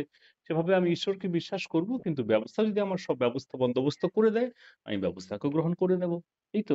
কিন্তু আমার আমি একটা বিশ্বাস সেটা একটা বলছি না আছে। স্যার, আমি আমি তো এখানে আমি স্পষ্ট, কিন্তু আমি এই ব্যাপারটা আমাকে লোক সমাজে রাখতে গেলে এবং এই যে ধারণাটা এটাকে সরাতে গেলে আমি মানে এটা কিভাবে পসিবল, মানে এটা আপ- মানে এইখানে আমার প্রচন্ড কঠিন, মানে একটা জায়গা হয়ে দাঁড়াচ্ছে, আপনাকে মানে ধারণা পুরো সরাতে, ভারতবর্ষে। আপনাকে ধারণা সরাতে কে বলেছে? তাই না? আপনি বিষয়টাকে স্পষ্ট করে দিন যে যে আমাদের বক্তব্য এইটা, আর আপনি এইটাকে এইভাবে মানছেন, এই জন্য মানছেন। আপনার এবার রেজাল্টটা এই দেখুন আসবে, এখানে আরেকটা সমস্যা আসছে, আমাদের আপনি যে রেজাল্টটা এই আরেকটা আসবে। সমস্যা, হ্যাঁ আরেকটা সমস্যা আসছে, বলছে যে আরে তুমি একটা এই ধরনের কথা কেন বলছো, সুখকে এখানে আধ্যাত্মিকতা বলছে সুখকে ছাড়তে, এবং সুখ ছাড়লে তবে আনন্দ পাওয়া যায়, বা অল্প অল্প সুখ রাখা ভালো। তুমি এখানে বেশি রকম অতিরিক্ত সুখের কথা কেন বলছো? এ তো তুমি ভুল কথা বলছো, ঠিক না এগুলো। হ্যাঁ, তো তো এই ধরন এখানে আবার ওরা শুনতে দেখুন, উম, না থাকলে মানুষ, বাস্তব, মানুষ নিজের মধ্যে থেকে মানে প্রোগ্রেস কি করে হবে, মানুষ নিজের থেকে উন্নত কি করে হবে? এবার আপনি কি বলবেন এর উত্তর? তাকে তাকে তার আমি প্র্যাকটিক্যাল বলছি, লাইফে কিছু প্রশ্ন করবে, দেখবেন তিনি আটকে যাবেন। তার বিশ্বাসের এবার সঙ্গে যখনই তার আমি প্র্যাকটিক্যাল প্র্যাকটিক্যাল, লাইফ হ্যাঁ যখনই, মিলবে না, দেখবেন। হ্যাঁ হ্যাঁ হ্যাঁ ঠিক, এবার যখনই আমি প্র্যাকটিক্যাল লাইফে যাব তার সম্পর্কে প্রশ্ন করব, ভাই তুমি আমার ব্যক্তিগত লাইফের সঙ্গে সম্পর্কে প্রশ্ন করছো, তুমি ঠিক মানুষ না, আমি তোমার আর কথা বলতে পারবো না, আমি গেলাম। এবার ভাবুন আমি কি করে তো কথা বলবো? তো কারোর সঙ্গে কথা বলতে গেলে তার নিজেরও ইন্টারেস্ট দরকার, এবার সেখানে ইন্টারেস্টই যদি সে না রাখে, না, না, এখানে কথা বলতে গেলে খুব কনফ্লিক্ট হয়ে যাচ্ছে স্যার। আপনি নতুন কোনো প্রশ্ন এলে আমাদের সঙ্গে ডিসকাস করতে পারেন। যেহেতু আমারও খুব বেশি সময় নেই, ফলে আমি সেই গ্রুপে খুব একটা সময় দিতে পারি না। হুম সুকান্ত হুম বাবু হুম। জানি না কতটা সময় দিচ্ছেন, তো ফলে না, এটা আমার তো সম্ভব ঠিক। হচ্ছে না। না হলে তো এগুলো কিছুই না, যদি প্রশ্নোত্তরই কেউ যদি পড়ে নেয়, সম্পূর্ণ সমাধান আমার না, আমার দুটো তো বই মনে পড়ার হচ্ছে স্যার, পরে প্রশ্নোত্তরীটা পড়লেই তো এই প্রশ্নগুলো আসে না, তখন সে অন্যরকম প্রশ্ন করবে, এই প্রশ্নগুলো তার মধ্যে হ্যাঁ আসবে না। এবার আমার তো মনে হচ্ছে স্যার যে মানে ভারতবর্ষের মধ্যে মোটামুটি আমাদেরকে যদি এটাকে ছড়াতে হয়, তো যেহেতু মানে আমাদের 10%-এরও কম মনে হয় মানে একটু যারা একটু চেতনার, মানে একটু অন্তত এর উপরে বেশি ইন্টারেস্ট রাখে, এবং এবং এটাকে যদি আরো কম করে দিই, তাহলে হয়তো মানে 5% মানুষ হয়তো একটু ভালোভাবে, বা তারও কম, আহ, এটার উপর একটু গভীরভাবে বিচার করার ইচ্ছা রাখে। আমরা এগুলো বিচার করেছি সেই এবং জায়গা থেকে, করছিও। দেখুন অমিবাবু, আপনি খালি দেখুন, কোনো একটা স্যাটেলাইট চ্যানেলে বা ন্যাশনাল চ্যানেলে খালি এই টপিকটা চলে আসুক, দেখুক, দেখুন আপনি, কোটি কোটি মানুষ একদিনই এই বিষয়টা জেনে যাবে, আলোচনা করবে, সমস্ত বই হ্যাঁ পড়ে কিন্তু ফেলবে। কারণ এবার তাদের কাছে আমার মনে খবরটা হচ্ছে এখনো যায়নি। কারণ মানুষ যায়নি এবার, বিকল্প তো আহ, খুঁজছে, বিকল্প এখানে মনে ব্যবস্থা। হচ্ছে, আমাদের আমাদের হ্যাঁ ওয়েস্ট বেঙ্গলেই দেখুন এখন একটা বিকল্প প্রয়োজন, বিকল্প ব্যবস্থা প্রয়োজন, প্রয়োজন কি হুম না? হুম হুম। হ্যাঁ অবশ্যই স্যার। তাহলে এবার মানুষ তো আমাদের খুঁজছে। এখানে আমাদের এখানে মনে হয় প্রথম যে স্টেপটা সেটা হচ্ছে ইউটিউব চ্যানেলকে কি করে আরো বেশি বেশি করে গ্রো করা যায়। হ্যাঁ, এটা ভালো কথা। এই বিষয়ে আপনি আমাকে উপদেশ দিতে পারেন যে কিভাবে আর গ্রো করা যায়, কিভাবে তো প্রচার মানে করা যায়, এখানে তাই না? এখানে মানে আমার মনে হয় এই জায়গাটাকে প্রথম ধরতে হবে, কারণ আমরা যদি আমরা এটাকেই আগে মানে মেইন, যেমন আচার্য প্রশান্তের কথা বলি, উনি কি করেছিলেন শুরুতে, মানে ওনার চ্যানেলটা কিভাবে গ্রো হয়েছিল, যেহেতু ওনার শুরুতে তো মনে হয় 3,000 সাবস্ক্রাইবার ছিল না, কেউ দেখতোই না, মানে মানে হয়তো খুব কম মানে লোক দেখতো। আহ 20-25 এরকম ভিডিও আমি অনেক আগের ভিডিও দেখেছিলাম। হ্যাঁ, তো আমাদের ওই আমাদের জায়গা, হ্যাঁ, বলে দিচ্ছি, আমাদের হ্যাঁ আমাদের যে ইউএলএম বাংলা চ্যানেলটা আছে, আমি হ্যাঁ হ্যাঁ প্র্যাকটিক্যাল জায়গায় চলে আসি, সেটা এখন হুম, 237 সাবস্ক্রাইবার আছে। যেহেতু আমরা এটা সেভাবে কাউকে করতে বলি না বা এভাবে হ্যাঁ হ্যাঁ প্রচারও না করি না না, সেটা যদিও অবশ্যই। অনেক ভিডিও অনেক সময় আমরা দিয়েছি, এতে অনেক গুরুত্বপূর্ণ ভিডিও আছে। আহ, হুম হুম সব মিলিয়ে 200 খানার উপরে ভিডিও আছে বা কাছাকাছি ভিডিও রয়েছে চ্যানেলে। হুম সেটাও কম নয়, সব বিষয় নিয়ে আমরা আলোচনা করেছি সেখানে। হয়তো আমাদের কোয়ালিটিটা একটু অন্যরকম হয়েছে, হয়তো সাউন্ড কোথাও হ্যাঁ লো হ্যাঁ আছে বা খানিকটা নয়েজ থাকতে পারে, কিন্তু কেউ যদি মন হুম দিয়ে হুম হেডফোন দিয়ে শোনে তো বিষয়গুলো ধরতে পারে পুরোটাই। কারণ আমরা যেহেতু বইগুলো সুকান্ত বাবু বই অনেকবার পড়েছে, আমিও বই অনেকবার পড়েছি, এবং হুম আমরা হুম অনেক হুম, আগে থেকে সিরিজের সঙ্গে আছি আলোচনায়। ফলে হ্যাঁ হ্যাঁ আমাদের এই ভিডিওগুলো যদি কোনো যেহেতু বাংলা ভাষায় আছে, কেউ যদি বাঙালি বাবু শোনেন, আহ স্পষ্ট বুঝতে পারবেন আমাদের কনসেপ্টটা কি আছে, কোনো হুম ডাউট হুম থাকবে হুম না। আমাদের এখন অব্দি যে ভিডিওগুলো আছে, এই ভিডিওগুলি কেউ যদি শোনে, একটু ধৈর্য রাখতে হবে, হুম। যেহেতু বিষয়টা ওইরকম, এবার এবার আমি সবাই তো কি করে শুনবে না। ওদেরকে ধরে ধরে না, না, শোনাবো, শোনার এটাই কোনো হচ্ছে বিষয় নেই, ব্যাপার। এটা তো মানুষ খুঁজে নেবে। আপনি খুঁজে যেরকম করে নেবে। খুঁজে নিয়েছেন, আমি এবার যেরকম করে এবার খুঁজে এবার নিয়েছি। এবার দেখুন স্যার, ব্যাপারটা কি হয়, মানুষের মাইন্ডসেট কিভাবে তৈরি হয় যে এখানে এই চ্যানেলটা বেশিভাবে গ্রো করছে, তো এটা এক্সপোনেনশিয়াল ভাবে গ্রোথ হচ্ছে। তো নিশ্চয়ই এর মধ্যে কিছু একটা আছে। মানুষ এত, তো তখন মানুষ ধীরে ধীরে ধীরে ধীরে ধীরে ধীরে বেশি থেকে বেশি আসতে শুরু করবে। এবার আপনি আপনি কি এরকম চান যে সাবস্ক্রাইবার দেখে কেউ এটাকে সাপোর্ট করলো, না কেউ পুরোপুরি সাবজেক্টটাকে জেনে বুঝে সাপোর্ট করছে? আপনি কেমন মানুষকে চান? আমি তো চাই কাদের যে আপনি ফলো মানে করবেন? জেনে জেনে বুঝে ইয়ে করার, কিন্তু জেনে বুঝে করতে গেলে মানুষের কাছে তো মানে প্রথম কথা যে এটাকে ছড়াতে তো হবে। কিন্তু এই সংখ্যাটা থাকবে, আপনি দেখবেন যে সেখানে 100 জনের মধ্যে হয়তো 10 জন পাবেন যারা এই বিষয়টাকে ছড়াবে, জেনে বুঝে কাজ করার জন্য থাকবে, আর বাকি দেখবেন হ্যাঁ 90% এবার মানুষ সাপোর্ট করবে বা বিষয়টাকে হ্যাঁ পছন্দ এবার করবে। এই এই গ্রুপে আলোচনা একটা হলো যে আমরা এখানে যতগুলো লোক আছি তাদের মধ্যে এই প্রশ্নগুলো উঠছে। এবার কালকে এখানে 10,000 মানে কোটি কোটি লোক হবে, তার মধ্যে কিছু সংখ্যক আছে যারা বুঝবে, বাকি সব এত প্রশ্ন আসবে, সেই প্রশ্নের উত্তর কিভাবে সামনে আসবে? সে তো তখন কিভাবে এই প্রশ্নের সে তো সমস্ত প্রশ্নই তো আমরা কম্পাইল করছি, হ্যাঁ লিখিতভাবে স্যার, হোক এই বা এই ভিডিও জিনিসটা এই আকারে, জিনিসটা অডিও খুব আকারে হোক। ইম্পর্টেন্ট কাজ হয়ে দাঁড়াবে যে আমাদের যত ধরনের প্রশ্ন আসছে, আমি ওই জন্য এই কাজগুলো করছি যে আমি নিজে থেকে যত প্রশ্ন পাচ্ছি উত্তর, মানে আমার থেকে তৈরি সেই উত্তরগুলো আমি একটা জায়গায় আমি আহ, আহ, মানে ডিজিটাল ফর্মে ওটাকে সেভ করার চেষ্টা করছি, যে নিজে থেকে ওই প্রশ্নগুলো আসবে সেগুলোকে আমি ইয়ে করে সেগুলোকে পরে বাইন্ড আপ করে একবারে। তো এরকম এরকম ব্যবস্থাও, মানে এরকম সঙ্গে সঙ্গে প্যারালালি এই জিনিসটাও চালাতে হবে, যত ধরনের প্রশ্ন আসছে কালেক্ট করতে থাকতে হবে স্যার। ঠিক, সেটা আমরা এই করছি, কাজটা প্যারালালি সেটা করতে হবে অনেকেই স্যার। করছে, আপনিও করছেন, খুব ভালো কথা। এটা যেরকম আমার কাছে এই হুম মুহূর্তে হুম যে প্রশ্নগুলো আছে, সেগুলো আমার সঙ্গে আপনি শেয়ার করতে পারেন। আমার কাছে হুম হুম 78, 79, আহ, তারপরে আছে, আমি বলি দিই আপনাকে, হুম, হুম। আহ, এখানে উন- কোনো প্রশ্ন ছোট নয় বড় নয়, সব ধরনের প্রশ্ন স্যার মানে গ্রহণযোগ্য, কারণ ছোট মানে হ্যাঁ, 100 খানার বিভিন্ন কাছাকাছি রকমের প্রশ্ন মানুষ আমার প্রশ্ন এখানেই করবে। আছে। আচ্ছা আচ্ছা স্যার, এমনকি আমার কাছেও এমনকি মোটামুটি ওরকম হয়ে গেছে এমনকি স্যার, এটাও আছে যে আহ, বেশি হয়ে গেছে যে স্যার আমার কাছে। সম্পূর্ণ জীবন দর্শনের সাথে বৈজ্ঞানিক মতবাদের মধ্যে মিল অমিল কোথায়, এরকম প্রশ্ন দেখুন, হুম অন্যরকম হুম প্রশ্ন। যেমন আরেকটা প্রশ্ন যদি হুম বলি আমি, উম, যে সেই প্রশ্নটা হচ্ছে, যেমন আপনার দর্শন বিষয়ক পুস্তকটিকে সম্পূর্ণ জীবন দর্শন নামকরণ করেছেন, আপনি কিভাবে আপনার দর্শনকে সম্পূর্ণ বলে আখ্যায়িত করতে পারেন? হুম দেখুন কেমন প্রশ্ন। আরেকটা প্রশ্ন আছে, দেখুন, জগৎ নিরন্তর পরিবর্তনশীল, কিন্তু আপনি নতুন ব্যবস্থার নামকরণ করেছেন সম্পূর্ণ সমাধান, এটিকে মন্ত্রসিদ্ধ সর্বরোগের মহৌষধ বলেই তো কথিত হচ্ছে। হুম দেখুন কিরকম প্রশ্ন। তো তারপরে অপরাধ প্রবণতা জন্মগত, এই বিষয়টা আছে, যে মন্দ হুম মানুষ হুম। ভালো মানুষ উভয়ই ঈশ্বরের সৃষ্টি, এই বিশ্বাসের মধ্যে একটা প্রশ্ন আছে।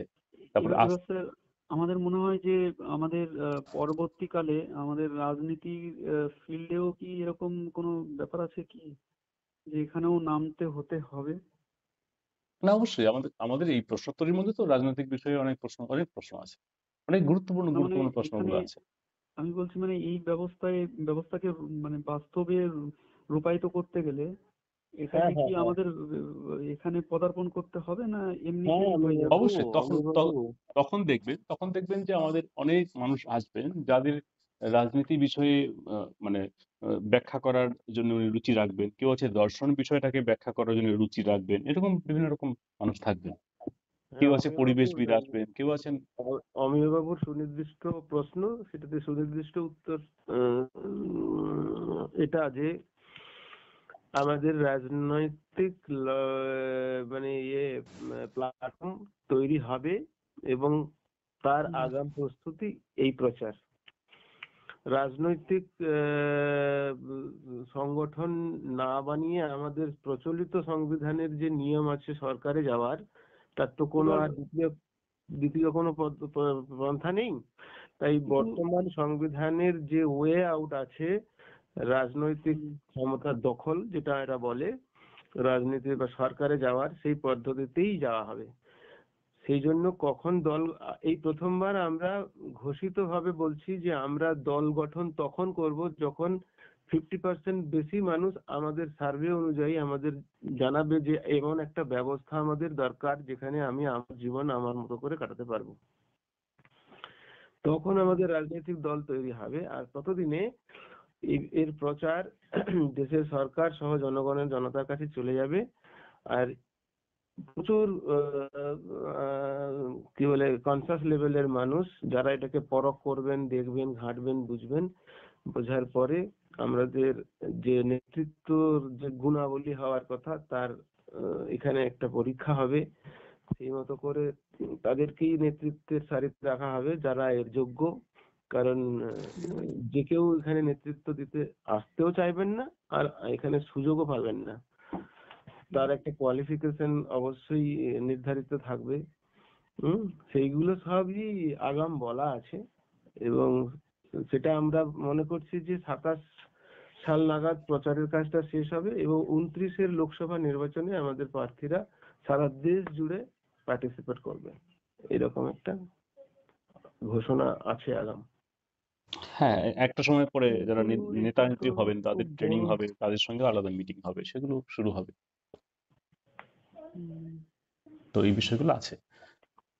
আর আপনি তো জানেন, যেটা মাধববাবু বারবার বলার চেষ্টা করছেন, যে মূল মিডিয়ায় এটা যখন চলে আসবে, এটা বুঝতেই পারছেন আমাদের সাবস্ক্রাইবার আমরা যখন শুরু করি 1 মাসের মধ্যে সম্ভবত সাবস্ক্রাইবার 30-35 কিন্তু জন স্যার যতটা ইজি ভাবছি ততটা সহজ মনে হচ্ছে, মানে একটু মনে নয়, হয় তাই তো? একটু কঠিন হবে। না, কোনো কাঠিন্যতা নেই এখানে। কারণ হচ্ছে যেমন করে আমরা অন্যান্য রাজনৈতিক দলকে দেখি তাদের রাজনৈতিক প্রচার করতে, আমরা সেমতো করে করছি না, করব না, করি না। কারণ আমরা মনে করি না যে কোনো দল বা কোনো নেতা এই ব্যবস্থা যে খারাপ, মানুষের যে দুঃখ দুর্দশা চলছে তার জন্য দায়ী। তাই কোনো ধর্মীয় সংগঠনকে যেমন আমরা সেই মতো করে কটাক্ষ করি না, আর সেই মতো করে কোনো রাজনৈতিক দলকেও করি না। কারণ আমাদের সমস্ত দলের মানুষের কাছে এই বার্তা পৌঁছে দেবো যে তুমি যা করছো সেটা বর্তমান পরিস্থিতিতে না করলে নয়, সেই জন্য করছো। সে ঘুষ খাওয়াই হোক, আর লোক ঠকানোই হোক, মিথ্যা প্রতিশ্রুতিই হোক, যাই হোক, এমন করা ছাড়া আর বিকল্প কিছু নেই ক্ষমতায় টিকে থাকার। আমাদের কাছে যে ফর্মুলা আছে, সে কোনো রাজনৈতিক দল যদি সেটাকে নিয়ে তারা রাজনৈতিক ভাবে এটাকে এস্টাবলিশ করতে চায়, সেই জন্য আমাদের কাছে রাস্তা খোলা। যদি প্রধানমন্ত্রী আজকে চায় সম্পূর্ণ সমাধান ব্যবস্থা তিনি লাগু করবেন, তাহলে আমাদের সমস্ত টিম এবং সাপোর্ট প্রধানমন্ত্রীর সঙ্গেই যুক্ত হয়ে যাবে। কারণ কোনোভাবে কোনো রাজনৈতিক দল বা কোনো কেউ আমাদের কাছে অচ্ছুত নয়। শুধু বিষয়টাকে বুঝতে গেলে তাকে দর্শন বুঝতে হবে, নাহলে তো দ্বিমত থাকবেই। যতক্ষণ না ক্লিয়ারিটি হয় সেই দল এই সম্পূর্ণ সমাধান ব্যবস্থাটাকে কেন আনতে চাইবে। এই এই ব্যবস্থার প্রারূপকে শুনেই যদি মানে যারা উদ্যোগপতি আছে, যারা বড় বড় কোম্পানির মালিক, তারাই হয়তো প্রথমে, কারণ এখন মানে তারা এটা দেখবে যে না, সম্পূর্ণ যে ইয়েটা সেটা সরকারের, মানে সেটা সামাজিক স্তরে চলে আসবে। তো তারা সেটার কে বলবে, তারা সেটা এইভাবে দেখবে যে না, আজকে হয়তো আমি সুখ নিচ্ছি, হয়তো আমি মানে মৃত্যুর আগে পর্যন্ত আমার কাছে এই সম্পত্তি থাকবে, কিন্তু আমার ছেলে মেয়ে তো তখন আমার যে সম্পত্তি সম্পূর্ণ রূপে সেটা সামাজিক স্তরে চলে আসবে। তো আমার ছেলে মেয়ের যে যে যে জিনিসটা আমার কাছে এত বড়, মানে একটা হয় না সুপিরিয়রিটি কমপ্লেক্স, যে আমি এত বড় একটা ইয়ে, সেটা সেই ব্যাপারটা থাকবে না। তো সেই ব্যাপারটা নিয়ে যখন ভাববে তখন সেটা বিরোধিতা তারা করবে এবং তাদের কাছে সমস্ত ক্ষমতা। এই জিনিসটা নিয়ে আমি অনেক আগে প্রশ্ন করেছিলাম, কিন্তু সেটার উত্তরে মানে প্যাটেল স্যার বলেছিলেন যে এখানে আমরা 50% মানুষের সাপোর্ট চাই, আমরা তাদের সাপোর্ট, আমরা তো পাবলিক রেফারেন্ডাম করাবো। তো ঠিকই আছে, প্যাটেল স্যার বলেছেন ওটা, কিন্তু আজকের যারা পুঁজিপতি, যেটা আপনি এক কথায় বলতে পারি, তাদের যে এই বিষয়টাকে মেনে নেওয়ার কথা বলছেন, তো আসলে সমস্ত পুঁজিপতি যে অর্থ সম্পদ যে জন্য তারা এত চেষ্টা করে যাচ্ছেন, সে তো ইনসিকিউরিটির জন্যই। তাদের তো আজকে ধরুন কোনো শিল্পপতির হাজার হাজার কোটি টাকা যে আছে, তাদের তো ভোগ করেও শেষ করতে পারবেন না, এরকম অনেকের পরিস্থিতি। তো তারা তবুও আরো আরো বিশ্বজুড়ে ব্যবসা বাণিজ্যকে প্রসার করতে চাইছে। সুপিরিয়রিটি কমপ্লেক্স যেটা বলছেন আপনি, সেটা সেটা একটা ব্যাপার রয়েছেই, এবং আরো অনেক ব্যাপার ফ্যাক্টর থাকে সমাজের সেগুলো সুরক্ষা ভয় হচ্ছে বা বিভিন্ন রকম পরিস্থিতির উপরে দাঁড়িয়ে খারাপ পরিস্থিতি আছে বলেই, কারণ টাকা আজকে মানে আমার কথা আপনি বুঝতে পারছেন তো আমি কি বলছি? মানে তারা এই জিনিসটাকে ভেবেই হয়তো বিরোধ করা শুরু করে দেবে, এবং তাদের কাছে 50% এর কথা তাদের মানে গুরুত্ব রাখে না, তাদের কাছেই মানে 100% এর শক্তি তাদের কাছেই, তারাই যা করবে তাই করবে, কারণ এখন তো সমাজ তারাই চালাচ্ছে 10%। তো তারাই দেখা গেল বিরোধে নেমে আসলো, এমনকি দেখা গেল সরকারি যে তন্ত্র তারাও বিরোধে নেমে আসলো, এমন হতে পারে। আমাদের এখানে একটা মোক্ষম দাওয়াই দেওয়া আছে না, কেউ যদি বিরোধিতা করে তাকে তো এর বিপক্ষে কিছু বলার জায়গায় উপরে রেখেছি আমরা। ওপেন মঞ্চটা আমাদের সরকার চলার সময়ও থাকবে, এখন তো আছেই। আমি বলছি মানে ভবিষ্যতে এটার উপরে মানে মানে আপনাকে আমি একটা শুধু এই যে বড় লোকেদের আপনি শুধু ভোগ বিলাস এত সম্পদ এসব দেখেছেন, বড় লোকেদের যে যন্ত্রণা সেটা আমরা সচরাচর সাধারণ মানুষ দেখতে পাই না। না আমি জানি ভালোভাবে জানি, আমি এটাকে অনুভব করেছি। মানে আমি থেকে মুক্তি পেয়ে যাবেন, এবং আজকের যে লাইফস্টাইল তার থেকেও বেটার লাইফস্টাইলে থাকবেন। তারা তো আমাদের থেকে একটু বেশি বুদ্ধিমান, সেটা কেন স্বীকার করবেন? এবার সেটা স্বীকার তো করবেন, কিন্তু ওরা যদি এটা ভেবে বসেন যে আজকে হয়তো আমি সাপোর্ট করে দিলাম, মানে এটা ওরা খামাখা ভাববেন, যদিও এটার কোনো মানে ভিত নেই। তবে ওটা যেমন এখন আপনি যেমন দেখবেন অনেকে, আমি বলছি সম্পূর্ণ সমাধানের কথা, ও হয়তো উল্টো ভেবে নিচ্ছে। তো এরকম ওরাও হয়তো উল্টো ভেবে নেবে, আর কারণ ওদের কাছে ক্ষমতা রয়েছে, ওরা ভাবতেই চাইবেন না, অত বিচার বুদ্ধি ওরা রাখবেও না। এই জায়গা থেকে আমি আপনাকে বলতে পারি, আপনি অন্যের কথা বেশি বেশি করে না ভেবে নিজের ক্লিয়ারেন্সটা নিন, দেখবেন আমি বুঝতেছি অন্য কেউ বুঝবে না, এইরকম ভাবার কোনো কারণ নেই। কারণ আমি যদি বুঝতে পারি আমার জায়গা থেকে, তাহলে অন্যজনে বুঝবে না কেন, কি হতে পারে সেটা সেই বলবে, সেই জানবে। এবার আমি তো গ্রুপে থেকে আমি তো গ্রুপে থেকে বুঝতে পারছি যে, আর বিভিন্ন আমি একটা দুটো গ্রুপে নেই, এবার বিভিন্ন গ্রুপে রয়েছি, এবার সেখানেও দেখছি এইগুলো ইয়ে করলে। আমাকে তো একটা গ্রুপ থেকে বললো যে আপনি একটা কাজ করুন, আপনি এই শিরোই যিনি আছেন ওনার এই ভোগবাদ দর্শন আমাদের কাছে, মানে হিন্দি একটা চ্যানেল, মানে মানে ইয়ে আর কি গ্রুপ, তো বলছে এই ভোগবাদ এখানে এগুলো পোস্ট করবেন না, আপনার কাছে মানে এটা দ্বিতীয়বার আর বলবো না, এটা আপনি পোস্ট করবেন না। আমি বললাম ঠিক আছে। তারপরে আরেকটা জিনিস, ওশো বলে আরেকটা গ্রুপ আছে, সেখানেও আমি এরকম পোস্ট করতাম, সেখান থেকে আমাকে বারণ করে দেওয়া হলো, তো সেখানে আমি পোস্ট করা বন্ধ করে দিলাম। ঠিক আছে, দুটো গ্রুপে বন্ধ, সেখানে পোস্ট করার দরকার নেই। তো এবার এখানে প্রশ্নটা আসে যে মানে আমি নিজে তো বুঝতে পারছি, আমি নিজের বক্তব্যটাকে রাখতে পারছি, এবার আমি দুটো কথা আমি কি করে রাখবো বলুন? আমি একটা বিষয়কে আমি যখন মানে কাউকে আমি বোঝাতে যাব, দুটো লাইনে যদি বোঝাতে যাই, সে বলবে এটার থেকে কেন এটা, এটার থেকে কেন এটা, আরে দুটো লাইনে সে বুঝতেই পারবে না, তার সেরকম ক্ষমতাই নেই। এবার আমাকে সেখানে একটু ডিটেলে বলতে হচ্ছে, বলবে যখনই ডিটেলে বলতে যাব বলবে এত বড় লেখা কেন। এবার আমি বলুন আমি কি করে জানাবো? সমস্যা বলে তো বুঝতেই পারছেন যে যার জানার ইচ্ছা আছে তাকে বড় বুঝতে হবে, আর যার জানার ইচ্ছা নেই তাকে আমাকে ছোট করে বোঝাতে হবে। এবার আমি কি করে জায়গায় মধ্যস্থতা করব? আপনি সবাইকে শুনুন, কিছু মানুষ আমাদের এগুলো সব আলোচনা হয়েছে, আপনি পরে পরে এগুলো তো আসবেন, বুঝে যাবেন, জানতে পারবেন যে কিছু মানুষ আছেন যারা নিজের থেকে বুঝবে না। যেমন কিছু মানুষ আছে যে সে যাকে ফলো করে, মান্যতা দেয়, তিনি যা বলেছেন আজ পর্যন্ত তিনি মনে করেছেন যে তিনি ঠিক বলেছেন বা বলতে পারেন, তিনি ঠিক বলবেন যখন সম্পূর্ণ সমাধানকে, তখন তাকে সে মানবেন। ফলোয়ার যারা নিজেকে বুদ্ধি দিয়ে এত সময় দিয়ে বোঝার চেষ্টা করে না, মানে এনারা এই ধরনের মানুষরা আমি দেখেছি যখন ধীরে ধীরে যখন চ্যানেল গ্রো করবে বা হ্যাঁ যখন সবাই মানা শুরু করবে এরা ব্যাস ভিড় এরা হলে হচ্ছে তখন ভিড়, হ্যাঁ ভিড় যখন দেখবে তখন হ্যাঁ ঠিক আছে তখন চলো আমিও এরা নেমে যাই। অনেকগুলো ক্যাটাগরির মানুষ আছে তো, সবাইকে একসঙ্গে আপনি মানে অ্যাটেনশন পাবেন না। এটাই তো স্যার, এটাই হচ্ছে সব থেকে দুর্ভাগ্য স্যার। দুর্ভাগ্য না, না এটা দুর্ভাগ্য নয়, এটা একটা স্বাভাবিক নিয়ম। স্বাভাবিক, হ্যাঁ স্বাভাবিক নিয়ম। এটা আমি দুর্ভাগ্য বলছি কেন? হুম, তো স্যার এটাই তো ব্যাপার। এখন চেষ্টা করতে থাকতে হবে স্যার, যতটা নিজেদের থেকে সম্ভব স্যার।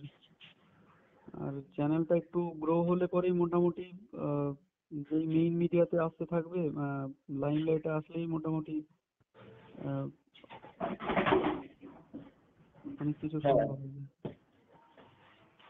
বাদল বাবু, হ্যাঁ, আমি শুনছি। আমি আমাদের কমিউনিটি যেটা আছে ইউএলএম বাংলা, সেই কমিউনিটিটা খুব বেশি পোস্ট আমার করা হয় না, এটাই দেখছিলাম। এখন কমিউনিটি তো ওপেন আছে। আগে আমি একটা দুটো পোস্ট করেও ছিলাম, এখনো সম্পূর্ণ সমাধানের লিঙ্কগুলো দিলাম। জীবন দর্শন, সম্পূর্ণ সমাধান এবং যেটা আমাদের সংক্ষিপ্ত পুস্তক আছে রঙিন। স্যার, একটা নতুন একটা ছেলে মুর্শিদাবাদের, কি নাম বেশ, ও ছেলেটা মানে, হ্যাঁ বাদল বাবুর সঙ্গে আলাপ হয়েছে ওনার। তো ছেলেটা কেমন মানে ও কি এমনি করেই শুনলো না কোনো গভীর হ্যাঁ কোয়ালিটি আছে? মুর্শিদাবাদ থেকে উনি ইউএলএম হিন্দিতে শুনছেন এবং উনি লাইভেও যুক্ত হয়েছেন। বা আচ্ছা সেদিন যে জুম মিটিংটা হয়েছিল সেখানে উনি ভিডিও কলে ছিলেন, জুমে আচ্ছা আচ্ছা। ভিডিও লাইভে ছিলেন। তো উনি বিষয়টাকে বুঝে নিয়েছেন ভালো করে এবং উনি আছেন এটার সঙ্গে। উনি তো বোঝাতে পারছেন না হয়তো, কিন্তু উনি হুম বুঝে নিয়েছেন পুরোটা, বলে এরকম একটা বিষয় এলে খুম ভালো হয় এবং উনি মানুষকে বলছেন ওনার মতো করে। হুম তো ঠিক আছে, উনি শুনছেন, বুঝছেন বিষয়টাকে। তো হুম, এখন যারা ওনাকে বেশ, অনেক হ্যাঁ, যারা কাজ বেশ করতে কিছুটা হবে। শুনবেন, বেশ কিছুটা বুঝবেন, তারা বুঝতেই পারবেন যে এখানে হুম প্রত্যেকের জীবনের কথাই বলা হয়েছে, হুম হুম প্রত্যেকের লাভের কথাই বলা হয়েছে। এখনকার ব্যবস্থায় যেরকম, কারণ এখানে সব থেকে যে বড় বিষয় সেটা হচ্ছে মুদ্রা। এখানে তো মুদ্রাই নেই, হুম হুম, তাই না? যে হ্যাঁ কেউ হ্যাঁ কাউকে হ্যাঁ। প্রভাবিত করতে পারবে ক্ষমতা দিয়ে, ক্ষমতা অর্থনৈতিক ক্ষমতা দিয়ে এটা তো মানুষ খুব করে। সহজ ব্যাপার, এটাকে বোঝার কোনো হ্যাঁ, জায়গাই নেই এখানে। অর্থনৈতিক ক্ষমতা কিন্তু এবং কিছু কিছু সূক্ষ্ম সূক্ষ্ম প্রশ্ন থাকে, সেই প্রশ্নগুলো আমরা গ্রুপে ডিসকাশন করি, তো তখন অনেক প্রশ্ন উঠে আসে। তো যাই হোক, সেগুলো খুব একটা মানে কিন্তু আপনি, গুরুত্বের জিনিস এখন আছে, কিন্তু তখন থাকবে না, এখন এরকম মনে হচ্ছে। আহ, যাই হোক। তবে আপনি যে প্রশ্নগুলো করলেন সেগুলো তো আমাদের কাছে একদমই নতুন নয়, হুম, বহুবার আলোচিত প্রশ্ন না সেগুলো, এবং মানে এবং সেই প্রশ্নের উত্তরও কিন্তু আমাদের প্রশ্নোত্তরীর যে পিডিএফটা আছে সেখানে দেওয়াই হয়েছে। তো এইসব হ্যাঁ, বিষয় যেহেতু আমাদের কাছে নতুন এত, নয়। হ্যাঁ হ্যাঁ, এটা এত বড় লম্বা একটা জার্নিতে হুম। মানে আপনি ছিলেন, তো নিশ্চয়ই বুঝতে পারবেন যে কত ধরনের প্রশ্ন উঠতে পারে। তো এটাই আর কি। হ্যাঁ, আপনি একবার প্রশ্নোত্তরে যেটা আছে, একবার হুম, সম্পূর্ণ প্রশ্নগুলো একবার আপনি চেক করে নিন। পড়লে হয়তো সময় হ্যাঁ লাগবে হ্যাঁ, বেশ কয়েক ঘন্টা। হুম শুধু হুম প্রশ্নগুলো একবার দেখে নিন যে কি কি প্রশ্ন আছে। সম্পূর্ণ সমাধান পুস্তকের পেছনে কিছু প্রশ্ন আছে, হুম ঠিক আছে? পুস্তকের পেছনে হুম এবং প্রশ্নোত্তরীতে কিছু প্রশ্ন আছে। এই সমস্ত প্রশ্নগুলো একবার দেখে নিন যে কি কি প্রশ্নগুলোর উত্তর সেখানে দেওয়া হয়েছে। হুম হুম তাহলে হুম, আপনার একটা আইডিয়া চলে আসবে যে কি কি প্রশ্ন মানুষ সাধারণত করে এবং তার উত্তরগুলো কি হতে পারে। আর যখন যেই প্রশ্ন উত্তরটা আপনার পড়তে ইচ্ছে করবে সেটা পড়বেন, যেটা করবেন না পড়বেন না। তাহলে আপনার মধ্যে আরো একটু স্পষ্টতা আসবে এই বিষয়টা নিয়ে। হুম, হুম। আর সম্পূর্ণ সমাধানটা আপনি তো চ্যাপ্টার ওয়াইজ 15খানা চ্যাপ্টার হ্যাঁ, আছে, আপনি চ্যাপ্টার ওয়াইজও পড়তে পারেন। যেটাই যেটাই প্রশ্ন করব, মানে যেটাই আমি, যে প্রশ্নের উত্তরই আমি করছি, ঠিক আছে স্যার, যে প্রশ্নের উত্তরই আমি করছি, সেই প্রশ্নের উত্তরকেই ওরা বলছে আরে দেখা দেখা এক और काल्पनिक विचारधारा, मतलब মানে কাল্পনিক একটা কথা বলে দিল। দেখেছেন দেখেছেন, একটা কাল্পনিক উত্তর আর একটা বলে দিল। কি বলবো বলুন? দেখুন, এবার এটা তো কাল্পনিক জিনিস এখনো হয়নি, ঘটেনি, এটা অদূর ভবিষ্যতে দেখতে পাচ্ছি এখানে থেকে দাঁড়িয়ে। তো এটা না হওয়ার কিছু নেই। এটা জানি না কল্পনা, কেন বুঝতে পারছে না। তো যে কোনো যে কোনো বস্তু বা গবেষণা বা যা কিছু বস্তু আমরা দেখছি, এই প্রত্যেকটাই তো কেউ হুম, না কেউ এবার একসময় ভেবেছে হ্যাঁ কল্পনায়, ভেবেছে, এবার তাই না? সেটাও কল্পনা। এবার এই জিনিসের উপর পেনজির শিরোই একদিন, শিরোই স্যার একদিন বলছিলেন যে হ্যাঁ আমিও তো বলছি এটা কল্পনাই, একটা বিষয়, একটা বিমান তৈরি করার আগে বিমানের পরিকাঠামো বা বিমানের যে ডিজাইন সেটা তো প্রথম তৈরি করা হয় নাকি আগেই বিমান তৈরি করে দেওয়া হয়? প্রথমে তার প্রোটোটাইপ তৈরি করা হয়, তারপরে তার উপরে তার ডিজাইন তৈরি করা হয়, তারপর তার প্রোটোটাইপ তৈরি করা হয়, তারপরে তার বিভিন্ন রকম ফেজ আছে, সেই ফেজ এর উপর দিয়ে তাকে ইয়ে করা হয়। তো এটা তো সম্পূর্ণ কল্পনার উপরই ভিত্তি করে তৈরি করা হয়, চাই যে জিনিসই আবিষ্কার করা হোক না কেন। অমিয় বাবু, হ্যাঁ স্যার। আপনাকে একটা ভিডিও শেয়ার করেছি, দেখুন। হ্যাঁ স্যার, দেখে নেবো পরে। ওইটা ওই ঈশ্বর সম্পর্কে ধারণা রঞ্জিত জি কি রেখেছেন তার উপরে আছে। এই ব্রহ্মাণ্ড সৃষ্টির যে আমাদের মধ্যে যে কথাবার্তাগুলো পূর্ব দর্শন অনুযায়ী আমরা বলে থাকি, সেই বিষয়ে একটা 1 ঘন্টা 20 মিনিটের মতো ভিডিও আছে। ওইটা দেখুন। যদি ওটা আমি ওনার সঙ্গে একটা সেশনে ছিলাম, সেটা হচ্ছে যে একটা বেশ 6 ঘন্টার একটা ভিডিও, মানে লাইভ ইয়ে ছিল, সচিত স্যার ছিলেন, আরো অনেকে ছিলেন। ওটা আমি দেখেছি পুরো। ওখানে অর্পিত স্যার ছিলেন ওই ভিডিও। এটা না, এটা একটু অনেক পুরনো, 1 বছর আগেকার। আচ্ছা, মানে ওখানে অনেক ডিটেলে ডিসকাশন করেছেন। আমি পুরো 6 ঘন্টাতেই আমি মানে কানেক্ট ছিলাম, তো আমি দেখেছিলাম। এই জন্য আমার বিষয়টা তো ক্লিয়ার আছে, উনি কি হিসাবে নিজেকে মানে কোনটাকে ঈশ্বর মানছেন, কোনটাকে ইয়ে মানছেন। তো আমার ওখানে কোনো ডাউট নেই।